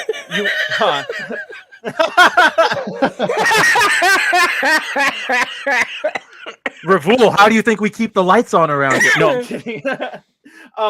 And like that's what makes me sad, Josh. Or like this is what you made me think of, Josh. It's like, you know how back in the day, if we got a Daredevil video game from the early 2000s, and there was a section where he lost his hearing, and you had to do whatever, like right, you get that taken away from you. They would do a thing where like maybe the gameplay changes, maybe you lose the ability to see the counter markers, or maybe the map doesn't fully form. They would do something fun like that. Now, and it would sort of communicate. It was less, about making you feel deaf and more like, oh, we're communicating it through gameplay. We're giving you a new challenge, or blah, blah, blah. Nowadays, I know we would get it. It would be a very, very easy section. Right. But like now we will get a section and everybody will praise it because like, oh, this was so representation. This is exactly how it was. Oh my gosh. Like this is the blind experience. And it's like we don't like video game players do not want glorified simulators. That's the thing, right? We want to play a game. We don't want to just go, it's like museum exhibits or those old discs we used to get when we were kids that would just have like a learning game on it. Like we don't want that. We want something to actually do, not just sit there and go, like, yeah. Or like there's an episode of South Park where they go to a place called the Museum of Tolerance, and there's like this tunnel where they go through and it just like yells racial slurs at them, and that sort of is like it, supposed to get them to feel how it feels to be, a victim of racism. And that's literally like what it is. It's just blasting crap at you, putting you on a what do you call it, like a moving walkway, hitting you with all of this stuff and going, don't you know how it feels to be blind now? Don't you feel bad about yourself? And it's just like, nobody wants that. No, where's the game? Yeah. Well, I mean, I think that's kind of what he did with forging his own leg, but it's still all ridiculous. Like it's so that's a whole different story with like having like a new leg or an amputated leg. Like that's a whole different thing. And like, I can understand that for Hephaestus, but a wheelchair, no. Being fat. Right. No. That's unnecessary. That's what Josh and I were saying, right? Like they just go for the most over the top, offensive, like stereotypical imagery because they don't know how else to communicate that idea to anybody. And it's absolutely bonkers. And the other thing that's bonkers too, because I'm looking at the designs again and it frustrates me too, is when you see, because you have the muscle mommies get going nuts, and you see it with Alyssa McConaughey at times, is that you can't have muscular women look feminine anymore in Western media, and you see it with Nemesis and Kate. Like hold on. Wait, quick question before we keep going. Where did we get to the feminine issue? Where did this come from? It look because you see it on the you see it in one of the tweets in the article. That's why. Okay. All right. Yeah, keep going. Because they praise and you see it in some. I don't know if any of the tweets that you posted in the article have it, but like I've just seen it in a lot of the timelines too. The camera angle one? That's down here a little ways, right? Yeah, I'm not entirely sure. I'm sure we'll get to it, Nerdigans, but I'm not sure where we're getting here. So let's hold on that, and we will definitely get to it when we get to this section or this bit of the story, because you are completely relevant. Because they're talking about, because they do talk about like the muscle mommies and all that, because that is one of the fetishes that they do talk about, and it's just the weirdest. We just got to guide the conversation a little more. You have a good point. I want you to talk about them. No, don't be sorry. I'm just it's flow, right? Like you be sorry. You be very, very sorry about what you have done to. No, the king has spoken. I tried to smooth it over, but the king has spoken. But something that should, in terms of double standards, that should be noted is that when Aphrodite was shown in the reveal on Twitch, Supergiant got banned. YouTube, they were fine. Oh, really? That's hilarious. I did not know that. That's a really good point. Damn, I wish I would have known that. I would have thrown it in this article. But yeah, as Nerdigans sort of touched upon, so the reason we brought up this, or we're bringing up Hades 2, we're even talking about it at all, is because of the absolute sheer hypocrisy that this game has fermented out of the Western video game industry. whether it's video game designers or journalists or voice actors. These designs have had people going, out and being, publicly performatively horny, like, oh my gosh, step on me. Oh my God, mommy. Oh my God, this is what I've been talking about. This is what I want so much. And yeah, you have people ranging from, a lot of video game journalists. Like that was probably the main point of it, or the main force behind it. You also had individuals like, I found somebody who worked on The Last of Us 2 as a senior character animator. She was going nuts about it on Twitter. I didn't include them because they're not people of note, but people with big Twitter accounts were doing the same thing, just going absolutely thirsty over these designs. And it's just like, did you not spend the last, so obviously, the last few months with Stellar Blade, but then 2B from Nier Automata when that came out, and then like Nerdigan said, Bayonetta when Bayonetta came out, you've spent the last 20 years telling us how sexy is bad. This is male gaze. You can't depict women like this. Oh my gosh, they're being sexualized. And also, aside from that argument, you have all been shitting your pants, for lack of a better term, about people being interested in Stellar Blade's graphics, if you will, right? Like people go, oh, she's so attractive. 2B is so hot. Bayonetta is so hot. And these people go, ugh, yeah, incels. Why would you talk like that? Like, that's so gross. And you know what irritates the crap out of me about this whole sexualization argument? It's all like, oh my God, you're sexualizing these characters. That's so bad. Oh, you're sexualizing these actresses and these blah, blah, blah, blah.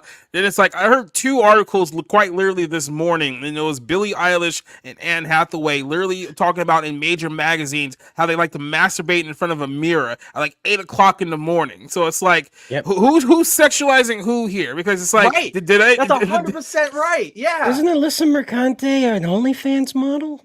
She is an OnlyFans model, and she is also she is the one who essentially led the anti-Sweet Baby Inc. detected crusade. She is the one who she wrote Kotaku's initial defense of Sweet Baby Inc. She went on Canadian radio and basically lied about the entire thing. I know. Again, we need to build that border up there and also keep her on that side of it.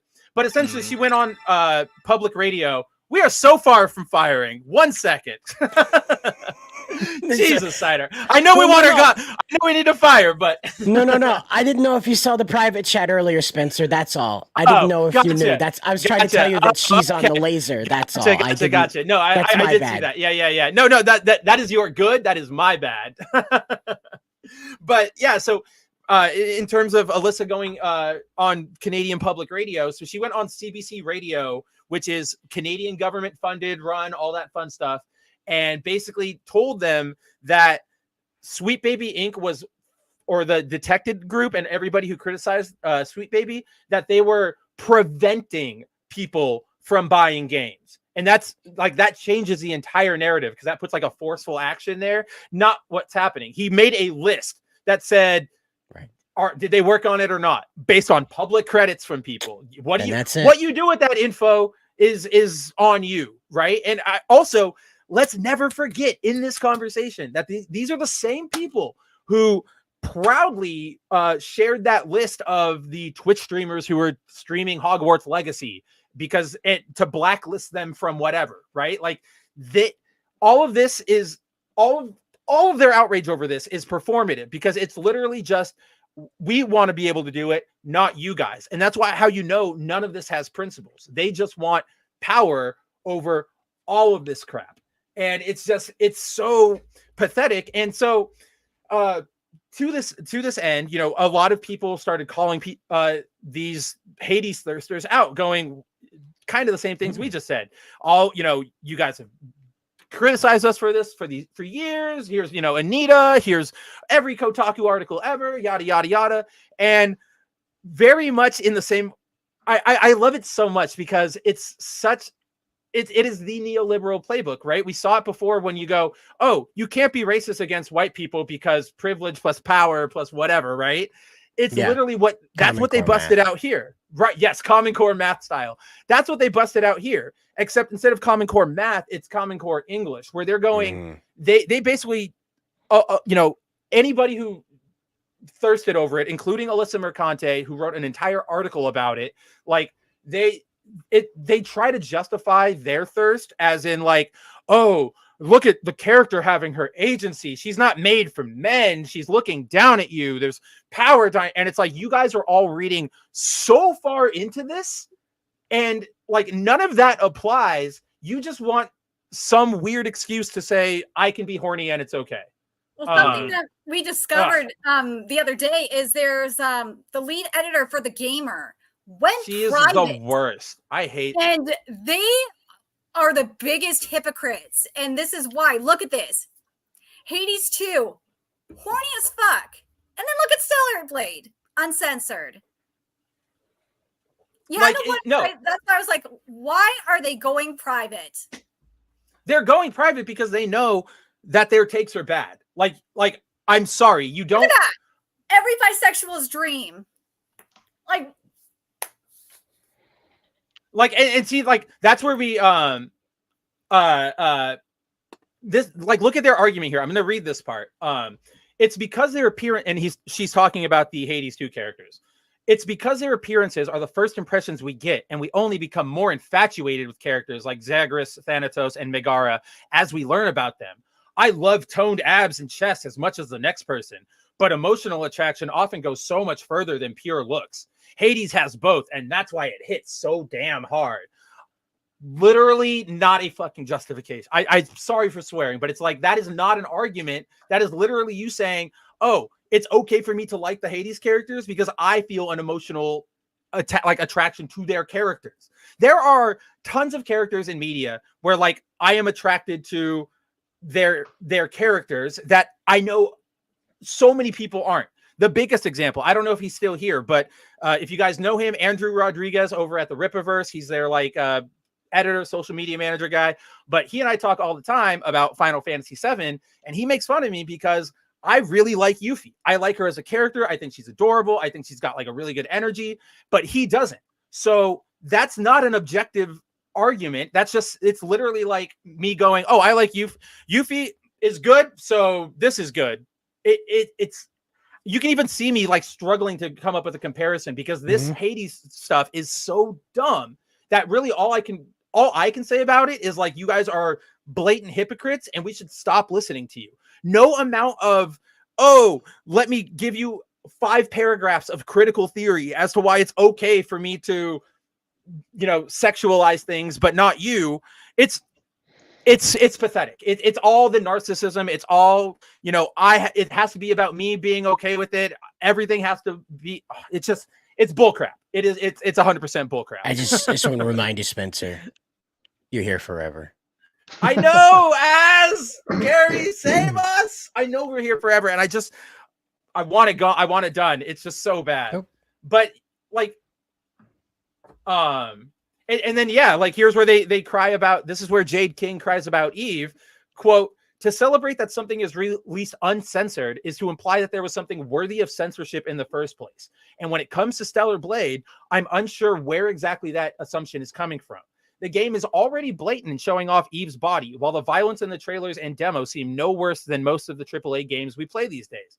It's grotesque and unique, but so is Resident Evil. This is the most disingenuous bullshit I've ever heard, because this is another neoliberal word game, right? She's conflating the idea of toning down. So when we say censorship, that does not automatically mean take it out. It could mean, you know, we cover the character's character up a little bit more, or we tone down the blood. There are levels of censorship. And so what King's trying to do here is go, we never called for the game to be censored. Oh my goodness, what an awful argument. You guys are making us look bad. And it's like, but you did. And she can go, we didn't say to take out the blood or to, you know, take out the character or anything. It's like, but you guys essentially spent months railing against her depiction, wanting her to be changed. Like, get over yourselves. Games Radar is even up their own butt. That's what I'm talking. Like, here they are too. We literally found it right before we came on, and there's I posted in the Slack right before we came on as well. At the Metro UK, they posted like a borderline racist review for Stellar Blade. I couldn't believe how bad it was. Oh my God. But yeah, I've seen this with not just Games Radar. I've seen this with several. Yeah, here it is. This one. But yeah, I just couldn't believe it. Hit us through this one, Nerdigans, because I haven't seen this review yet. This is one of those, like, remember how I said a bunch of articles have come out today that are like trashing Eve? This is one of them. Even though it's a review and not like an op-ed, this is one of them. So I haven't gotten a chance to read it. Walk us through this noise. Okay, let me just pull, because I have it broken down here. Okay, so at the start of this article, basically, they literally said, we really wish Korean developer Shift Up hadn't chosen to design its protagonist the way it has. Whether you find it offensive, absurd, or irrelevant, it's become such a distraction that too few people are going to end up talking about the game itself. The unfortunate truth is that Stellar Blade is a terrible advert for female representation in gaming, but it's an excellent action game and one of the best exclusives on PlayStation 5. Oh my God, I just, it really like bad. So like, just before you go on, this is just me interjecting real quick, but like, when I read a game review, I like want to know how the game plays. Is it worth my time? You know, what are the technical aspects? I don't really care about, is this female? I don't know. This is just so stupid. This is fart huffing on a grand scale. I got nothing more than that. You know, Arvita here probably hits it out of the park with this member comment right here. Member comment! Ravul says, I'm just waiting for mainstream video game journalist reactions to the characters from Vindictus, Defying Fate. Fiona's physics look absolutely incredible.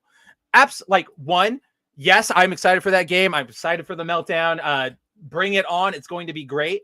But I also wonder, like, the only reason, I don't know if they're going to want to make that like a battleground, if that makes any sense, right? Like the reason Stellar Blade is such a battleground is because it like is published by Sony, but it's not bending to the conventional rules, and it's a PS5 exclusive. So a lot of people are going to look to it to justify their purchase of the PS5. And yeah, I like with that rule, I just wonder if they're going to go, oh, gross, icky incel anime weeb BS like they normally do. I mean, they're still going to complain. I guarantee you we're going to get think pieces, but I don't know if they'll die on that hill as much as they have Stellar Blade here. Now, if you scroll down a little bit further, that's where it gets really juicy because it compares it more so to Bayonetta. Here we go. The reason we compare Stellar Blade to Bayonetta is primarily because the combat, whose wide range of optional combos are clearly inspired by Platinum Games' trilogy of games. But both franchises also feature highly sexualized female protagonists. But the odd thing about Stellar Blade is that while it looks like it was designed by a horny 15-year-old boy, there's very little sexual content in terms of what anyone says or does. And it gets better. By comparison, Bayonetta, who was originally designed by a woman, is constantly using her sexuality to mock both her opponents and allies. But Stellar Blade protagonist Eve is far more subdued and unemotional. Almost no one reacts to the fact that she looks like a supermodel and is dressed so absurdly for battle that her first outfit features knee-length hair and cross between a wetsuit and an evening dress, while she wears a tie and high heels, to the point where it almost feels like her character is a mod, replacing far less exploitative character design. Like, this is so. I just want to jump in because I touched upon it very briefly earlier, but now you hit on the point, and I was waiting for you to. This Bayonetta like thing with these people, it is revisionist history to a T. Like when Bayo 1 came out, these people lost their minds over the fact that, you know, Bayonetta was sexual, that she got nude when she used her hair as an attack. Like, they lost their minds. It wasn't until Bayonetta 2 or the aftermath of 2 where it went more mainstream and you started getting the Tumblr fanfics about Bayonetta being a lesbian that people started going, oh no, Bayonetta good, Bayonetta strong for women, Bayonetta great. And it's just like complete horseshit. I mean, literally right here, this is how you know it's a lot like bullcrap, because while he talks about like, why doesn't anybody comment on what Eve is wearing? It's so like not battle ready. It's not combat.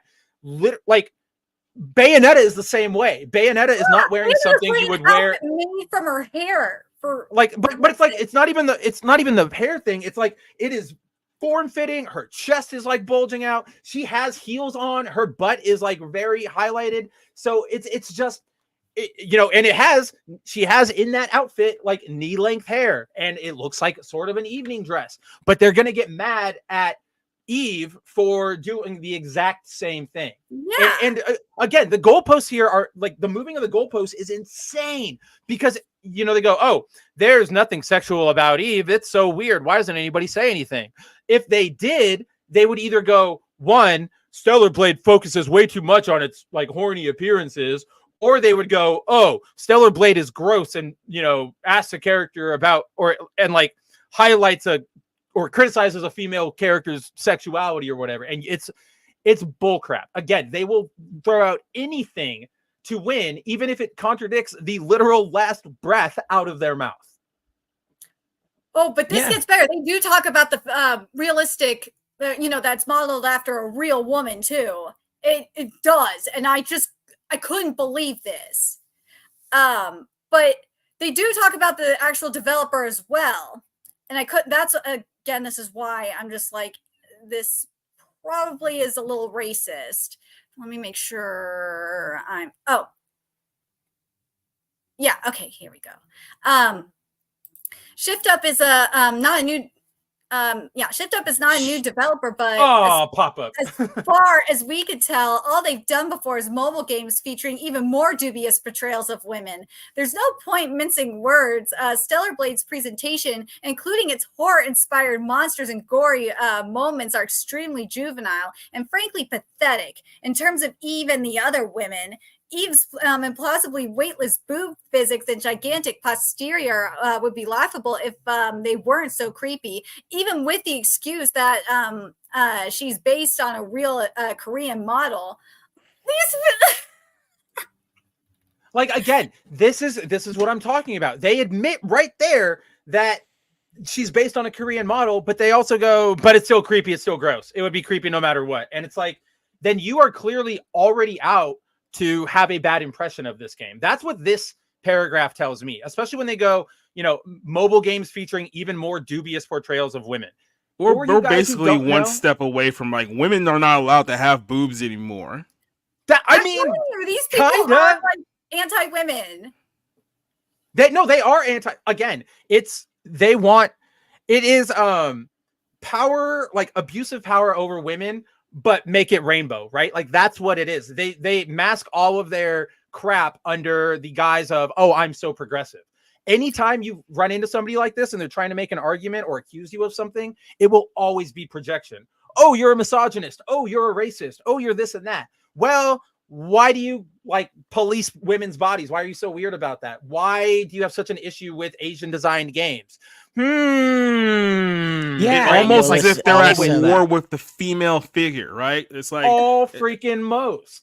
It's almost as if the only female figures that get celebrated nowadays are Dylan Mulvaney. Yeah. Well, speaking of, they did say in about like if you want to make an attractive woman, this is what it says here. If you want to have attractive women or men in your game, then that's one thing. There's always a risk of objectification, but at least they mention men, but less so when the characters look and talk like actual people. Not only is Eve's preposterously proportion body and ridiculously dress sense impossible to justify, but there's no wit or cleverness in the game script to acknowledge what it's doing. If you can look past that, and we're not saying anyone should, Stellar Blade is a very good action game. There are some rough edges, but given Shift Up's lack of experience, they are easy to forgive, with the biggest problem in gameplay terms being the game's odd pacing, which is far from nonstop action.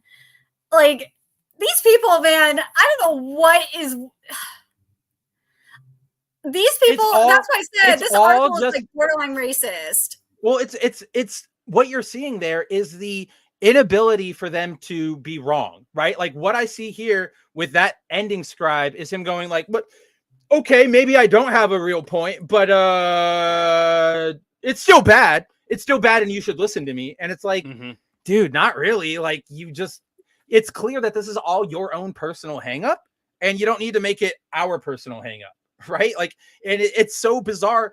It's so performative too, because you can see him going like, this game is great, this game is fun, it plays well, but bad. We got to make sure everyone know bad. Gotta. How much of our society's problems will be solved by us just going, "You're a loser and no one cares," and then just walking away? We used to, go ahead, Snyder. Did they go crazy about Lady D? I don't remember. Yes, they did, but so that's a I'm glad you brought up Lady D, because this sort of brings us full circle to sort of what Nerdigans was talking about earlier.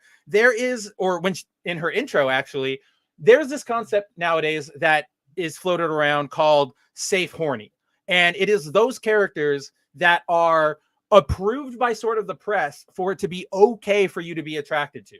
And oftentimes, you might get a character or two who is genuinely attractive. Like, obviously, Lady D, I was, objectively an attractive character, but safe horny basically means like, we can thirst over this because, it's representation. And it's usually like 99% of the time, it's usually just for lesbians too. Like, that's right. That's thing. 1,000% what it is. If the lesbians think that she's attractive, then you're allowed to thirst over her. That's really what that's exactly what it is. I mean, I mentioned that with Bayonetta. When Bayonetta 2 came out and all the lesbians got a hold of it, they went, "Oh, this is the best. This is the greatest. Oh, finally, like, I'm so, like, step on me, mommy." And then, like I was talking about with Ravul in there, when Bayonetta 3 ends with the revelation that Bayonetta wants to have kids and is straight, it was like their 9/11. Like, they lost their minds completely.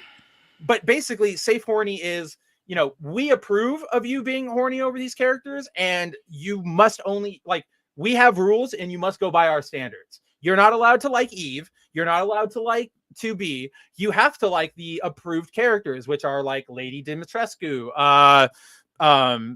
Hades 2 Aphrodite. What? Oh no.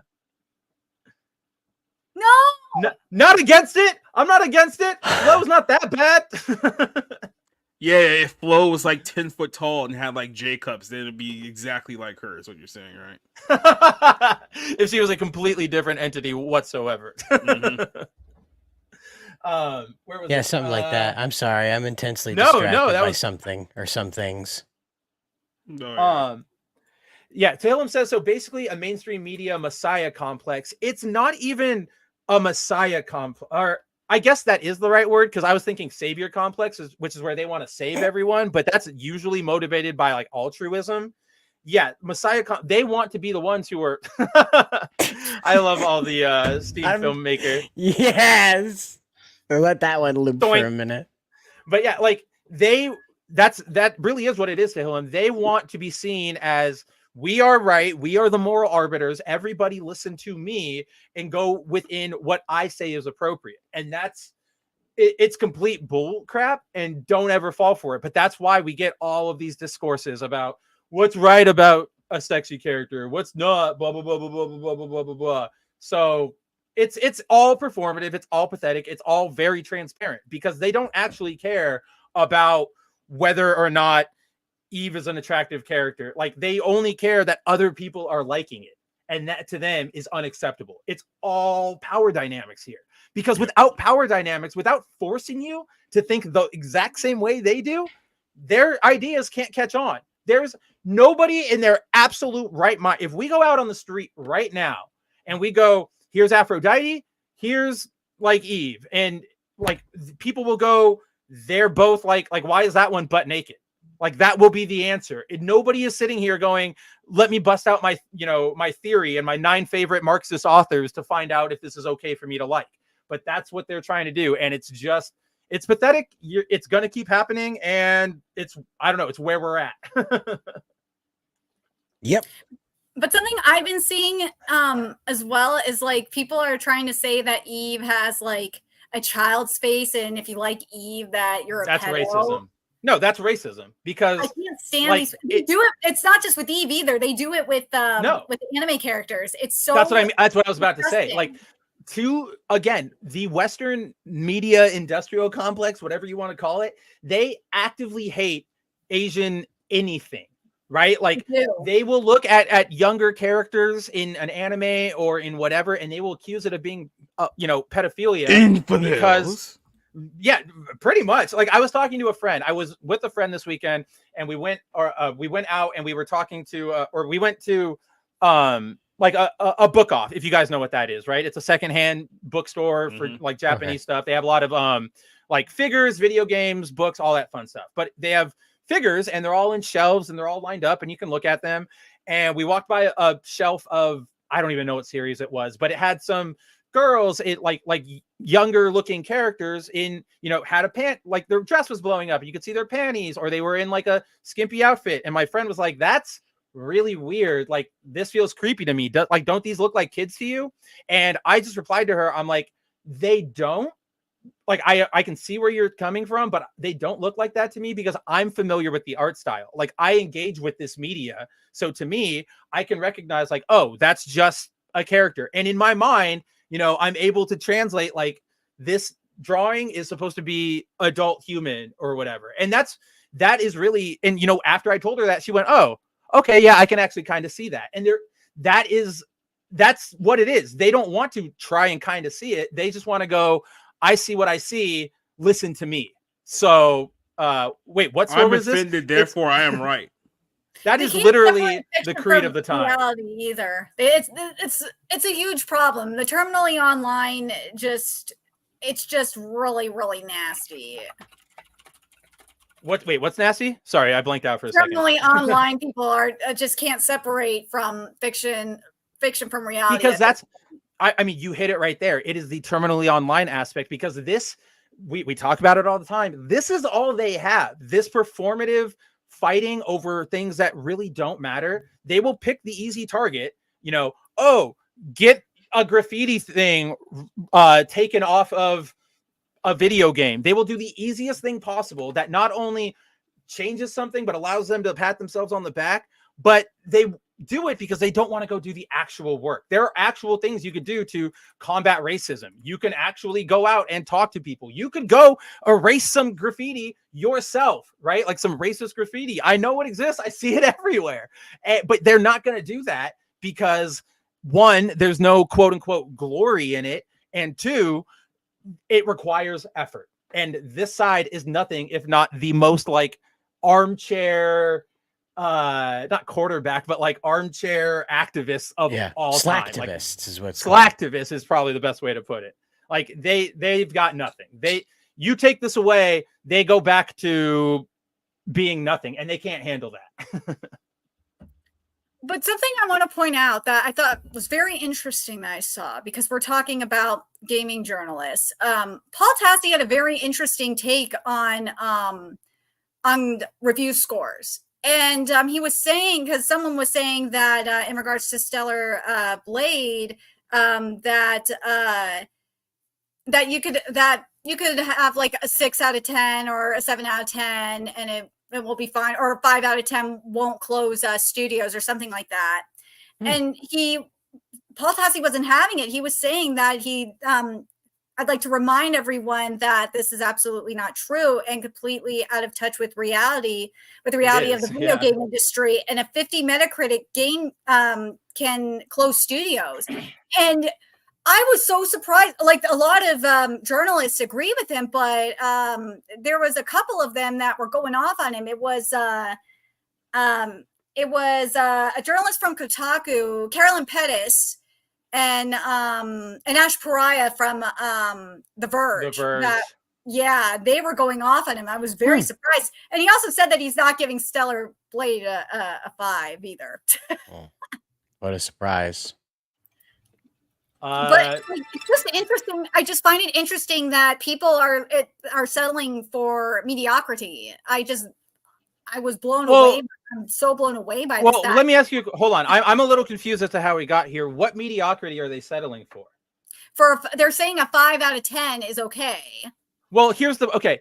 It should be okay, and I think like I'm unfortunately going to push back and sort of agree with Paul, and that it should be that if you get a 5 or a 6 or a 7 on a game, it shouldn't kill your studio. It should, represent to you like, hey, it's not a bad time. Maybe pick it up for $30. The reality of the situation is that with where we've gotten in the industry, with how corporatized and how like financially motivated it's become, these studios, if you don't get your game as a 10-10, 9-10 that you can slap everywhere and advertise, they presume that it's going to fall to the wayside and nobody's going to want to play it. And that's why we have seen so many studios in recent years, you know, they make one game or maybe it stumbles a little bit and they're gone, or they're folded up into somebody else because it just didn't hit. And yeah, sometimes there are games that are like, this is really bad, don't really play it. But you know, a lot of my favorite games in life are not 10-10 game of the years, everybody, you know, billboards in Times Square. They're 7 out of 10 random weird action platformers that came out of Japan that I actively admit are not that great. But I also know that if somebody tried to make it today, they would go out of business. It's just, it is one of those unfortunate facts that needs to change, but it is, you know, the reality of the situation. That's why I keep calling for a video game crash. We need everything from developers to publishers to journalists. Like, all of this industry needs to be destroyed in its current state. And let's players, them's the worsts. But Well, like, all of this needs to change.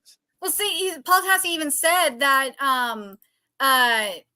saying a 50 or what was it? He said that even just like giving games like a higher score just because is not going to even save them either. Right. Well, you know, you get one, you know, right? That's okay. But like, if all the games the studio has put out, they put out 5 games and all of them have been under 8, yeah, they probably ought to hang it up, maybe, you know?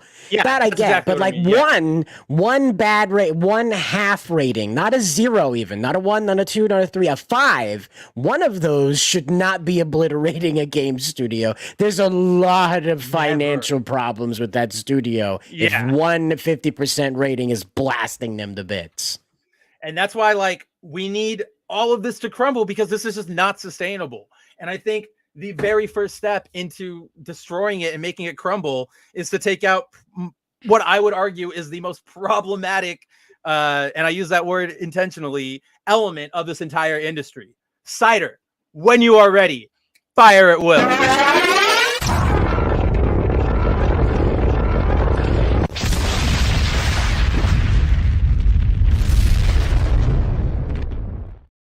Remember, you're only allowed to find things sexy that she finds sexy. Otherwise, get out of here.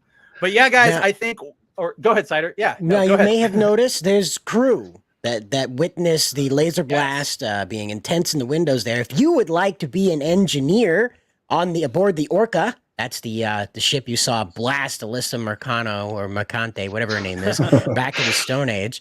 If you would like to be an engineer aboard that, just check out the join button down there. For as low as 99 cents a month, you can help us keep the lights on in the Orca, orbiting and reconnaissancing and combating the woke mind virus. Yes, join up, sign aboard.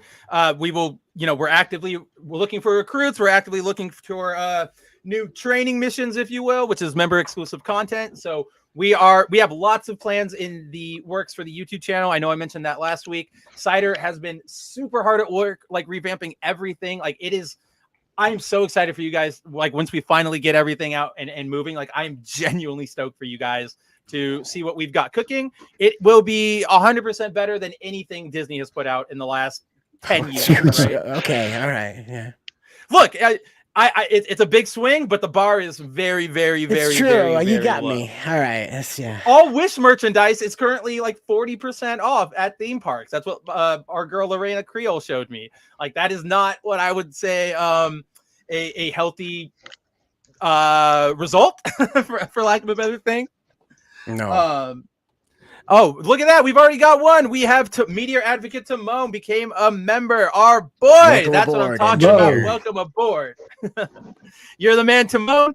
But yes, guys, with that recruitment drive, with the blasting of Mercante, with all of that insanity surrounding Stellar Blade, it is probably best that we wrap up our show, call it a night. As always, I want to thank every single person who showed up tonight and talked to us and contributed. We couldn't do this without you, and it's because of your viewership that we're able to not only, run Bounding into Comics, but also host these streams. So thank you guys for stopping by. I hope you had a lot of fun tonight. Before we officially get out of here, as always, I'm going to let everybody here let you know what's going on, starting with Jacob, who we've unrace swapped and ungender swapped following complaints. Damn right. What do we got coming out here? Last night we did the Ballroom podcast. I had a interesting conversation about a number of things. We went over Deadpool. We went over a few other topics last night, so go check that out. Bibleins podcast on Sunday nights. 2 of the last 3 episodes now have both drawn massive numbers, so thank you for that. I think last Sunday's one with Technical Work Reproductions actually is the highest viewed episode on our stream so far. This coming Sunday, we're going to warn people about the upcoming Chrislam Union, this whole idea that Christians and Muslims need to team up and fight our common enemy. And I'm telling you right now that that's quite literally the union that's going to kill billions of people. And it's exactly why that's going to happen on this Sunday on the Bibleins. And then we got another episode coming up this Tuesday, so that's what we'll be working on. As far as Bounding in the Comic goes, I think there's like 6 movies coming out this weekend, so there'll be a lot of there'll be a lot of reviews both on the site and on the YouTube channel over the next couple of days. So that's everything I got going on. Awesome. And yeah, dude, like I saw the numbers off of your Sunday show, the WWE one, and I was just like, dude, your show's popping off, and I'm always like super excited to see it. I didn't get to catch it live. I watched it in the repeat, but yeah, like super stoked. You're killing it. I want to see you keep killing it more. And yeah, I know, I absolutely know. It'll probably be 1,000 views on that one by tomorrow. So that's how fast that I think tripping. so. Yeah, actually, yeah. I just checked and it's already up to 978. When I was on earlier, it was 900. So it's fine. People are finding it. From there, we have the newest member of the Orca, Nerdigans. What have you got going on? Tell the people what you've got.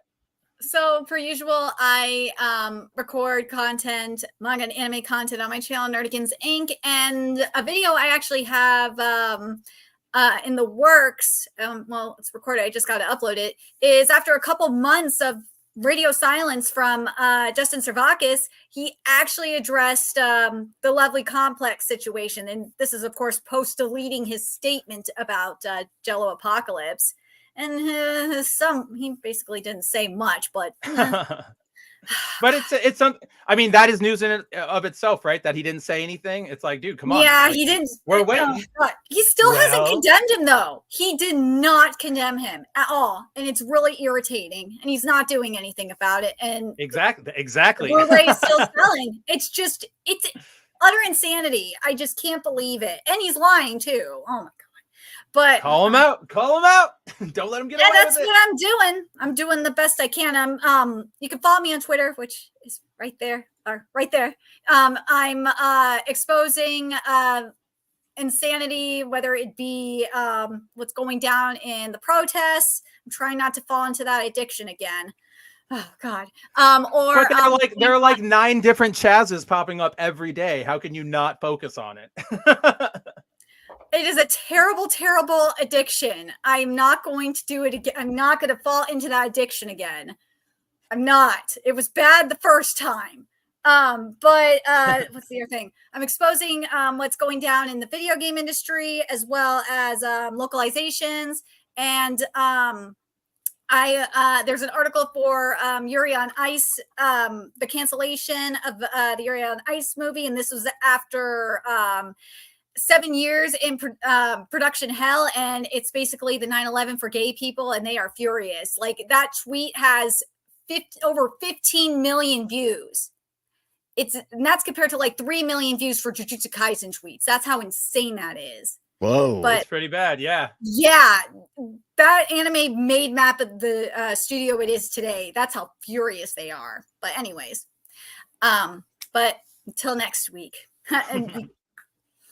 Yeah, no, obviously, you guys, Nerdigans is your main source for anime manga news. Like, I didn't even know that we got a reply from Discotech. What is he, the CEO, right? Or the president of he's Discotech? The CEO. He's the CEO of Media OCD, which owns Discotech. That's right, who owns Discotech. Yeah. Yeah, and they just acquired Animigo.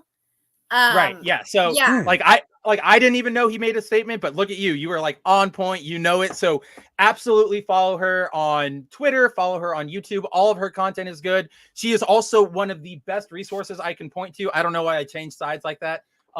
She's one of the best resources I can point to sort of keep appraised of the ongoing discourses surrounding things like Stellar Blade or Sweet Baby Ink. She's really good about it. Give her a follow. And also, I want to give a personal shout out and also, recommend you guys go read. She put together a list yesterday of so Funimation and Crunchyroll have finally finished their merger. They're finally one service now. And as a result of that merger, because Funimation and Sony and Crunchyroll couldn't get their stuff together, there are over 100 anime that are unavailable to stream or purchase online for Western viewers. And it's a big series. It's not little things. It's things like Astro Boy. It's Mobile Suit Gundam. It's a couple Dragon Ball movies. To be fair, it's Seed. It's okay. Seed. So, I'm fine with that. Let's keep that. I knew you would know. Yeah, that's okay. We can keep that one down. To be fair. But those are only the specials, luckily. Luckily, those are only the specials. But yes, go check out that list. Nerdigan's put in the work. It is great. It just shows you, you do not own anything. Buy physical media when you have the chance. If you ever want to watch something again, buy it as soon as you can. Because, there's like a 50-50 chance nowadays that you watch something and in the next hour, it's either pulled or it's edited or it's going to have like a disclaimer saying, we're really sorry we offended, I don't know, crickets, whatever the hell. So always grab your physical media. Screw you, crickets. Rickety crickets. With that, let's go to... Or what's up, Nerdigan? Well, at least now we know that G Gundam does have a side story coming out. Yep, I'll be writing an article on that. That'll be something we're going to get to, which I'm glad because literally all we had to go on was that one character illustration Yumi and Snyder looked at on the last Tokyo Happy Hour. Speaking of Snyder and all that fun stuff, Snyder, what have you got going on? Remember to check out videos on this channel every day as we cover the news posted on Bounding in the Comics and we seek out updates on the stories that were posted last week and this week, as well as keep updates on this show too, because we're going to be doing little mini episodes featuring the 01 crew. I found out how to generate AI video and stuff like that and attach people's faces to it. So I'm trying to make some more entertainment for you guys around here so it's not just a straight news commentary show. You do have some, I don't know, creation going on here. It's not all critique, if you will. And also, please make sure to check out the community posts that we put up around here, too. We put up polls, we put up pretty thumbnails where I have my face on all sorts of different characters. So feel free to check out those and let us know your opinions on the questions we ask over there. And as always, good luck out there.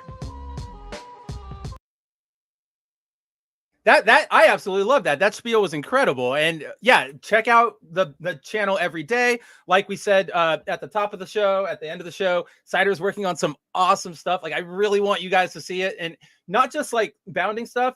There is a project he's shown me that I'm like really excited for him to bust. Or two projects actually, now that I think about it, because you just got art back for both of them. So yeah, check out everything Snyder's doing. He's the man. He is our video champion. He is basically to the video side what I am to the written side. So obviously, yeah, Snyder's the man. Praise, check out all man. this stuff. Thanks. I genuinely believe it. You remember you everybody on this, everybody right here, plus JB who is just not on because he doesn't stream with us. Like that's your core bounding. We need you guys. You guys all help me keep the lights on.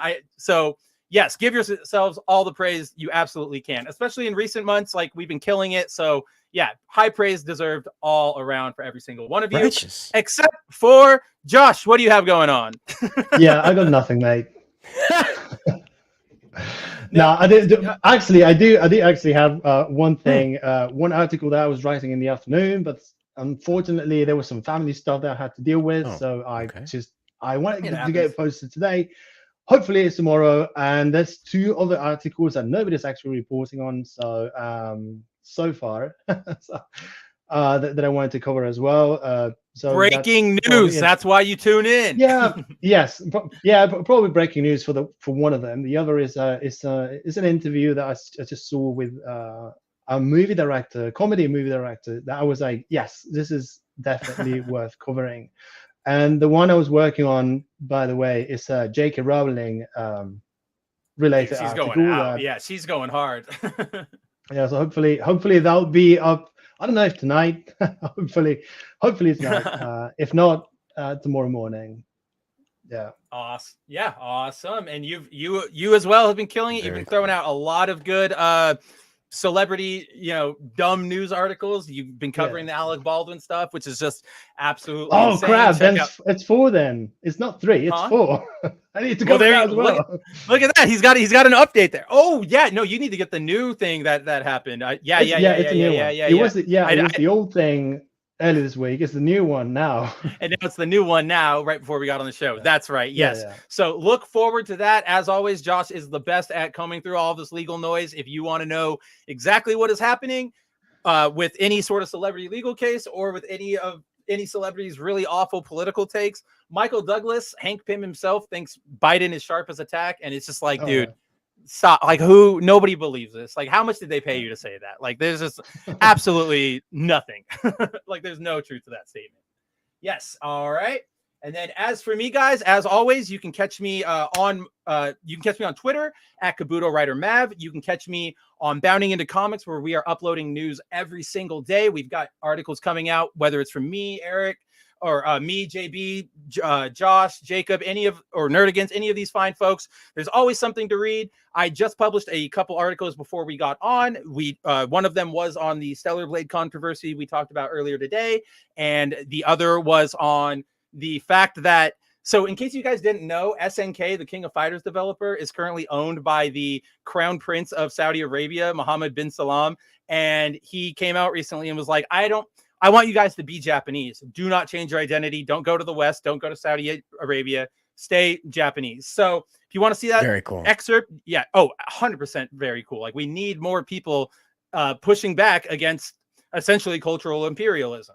So, which is I hate that word because it's so farty. Like, it's such I went to college word. I drive a Prius. That's literally what it is. And I just feel like I need somebody like Az or Gary or somebody to come up with a better term that I can use to wrap it up, because I'm just like, I sound like such a fart huffer. But we have those articles are up. Obviously, I will be writing a bunch as soon as we are off of here. There's never a lack of news. You can, obviously check out everything everybody is doing here, from Nerdigans to Jacob to Snyder. Subscribe to the channel so you can see Snyder with his updates every week. If you want, obviously, same bat time, same bat channel next week for another episode of the 01 stream, where we will break down the week's biggest entertainment news, 9 p.m. Eastern time, right here on the Bounding Into Comics channel. If you want to see more of me before that, as I said at the top, you can catch me on Twitter at Kabuto Writer Mav, or you can check out my YouTube channel, Studio Kabuto. You can click on my name. I've been chatting in the YouTube chat. Every Friday at 5 p.m. Pacific time, I host a live stream, The Good, the Mad, the Ugly, where I take some time to talk to you guys, give some, do some deep dives into topics that might not get discussed around the sphere, whether that be anime, tokusatsu, manga, any of that sort of fun stuff. If that sounds up your alley, come hang out. I'd love to have you. Love to talk directly with you. And until then, I think that is everything we have for you folks tonight. So, with Jacob gone, it's not all. Well, no, you brought it up and I forgot to show it. So I just want to show this because we do make things around here. We do make things. Yes, this is one of the ones I was talking about. Yes, we. Yeah. So yes, this is Snyder's so latest promo image for the Colossals for his series. This is volume 2, right? Like part 2. Yeah, part 2. It's okay. 2. We don't need to keep the show going. I just wanted to show that because you mentioned it. And I was like, oh crap! I totally forgot to show it. So we gotta let everybody know. It's really cool. You should. Are you putting out Manga Plus Creators and Manga Decks? Not this one. The other one we talked about is going up there. Yes. This one's not manga. Unfortunately, it's comics. It's very comics. Okay, good. At least you're putting one of them on. Well, you could put your comic on, even if it's a regular comic. You could put it on Manga Plus Creators. They don't care, or not Manga Plus Creators. Manga Decks. They don't care. Yeah, we'll look into it. We're gonna get all of Snyder stuff out there. As soon as the Colossals is ready to go, you guys will know here. We'll blast it out here. As soon as this other awesome project is ready to go, we will blast it out here. Because like Snyder said, while obviously we're here to critique, we would be what's the right word? Underserving Remiss. you all. Remiss. That's the word I was looking for. We would be remiss if we also didn't contribute and be the change we wanted to see in the world. So look forward for Snyder's awesome projects. Check out everybody who's been on the panel tonight. Subscribe to their Twitters, YouTubes, whatever they've got going on. And until next week, take it easy. Later.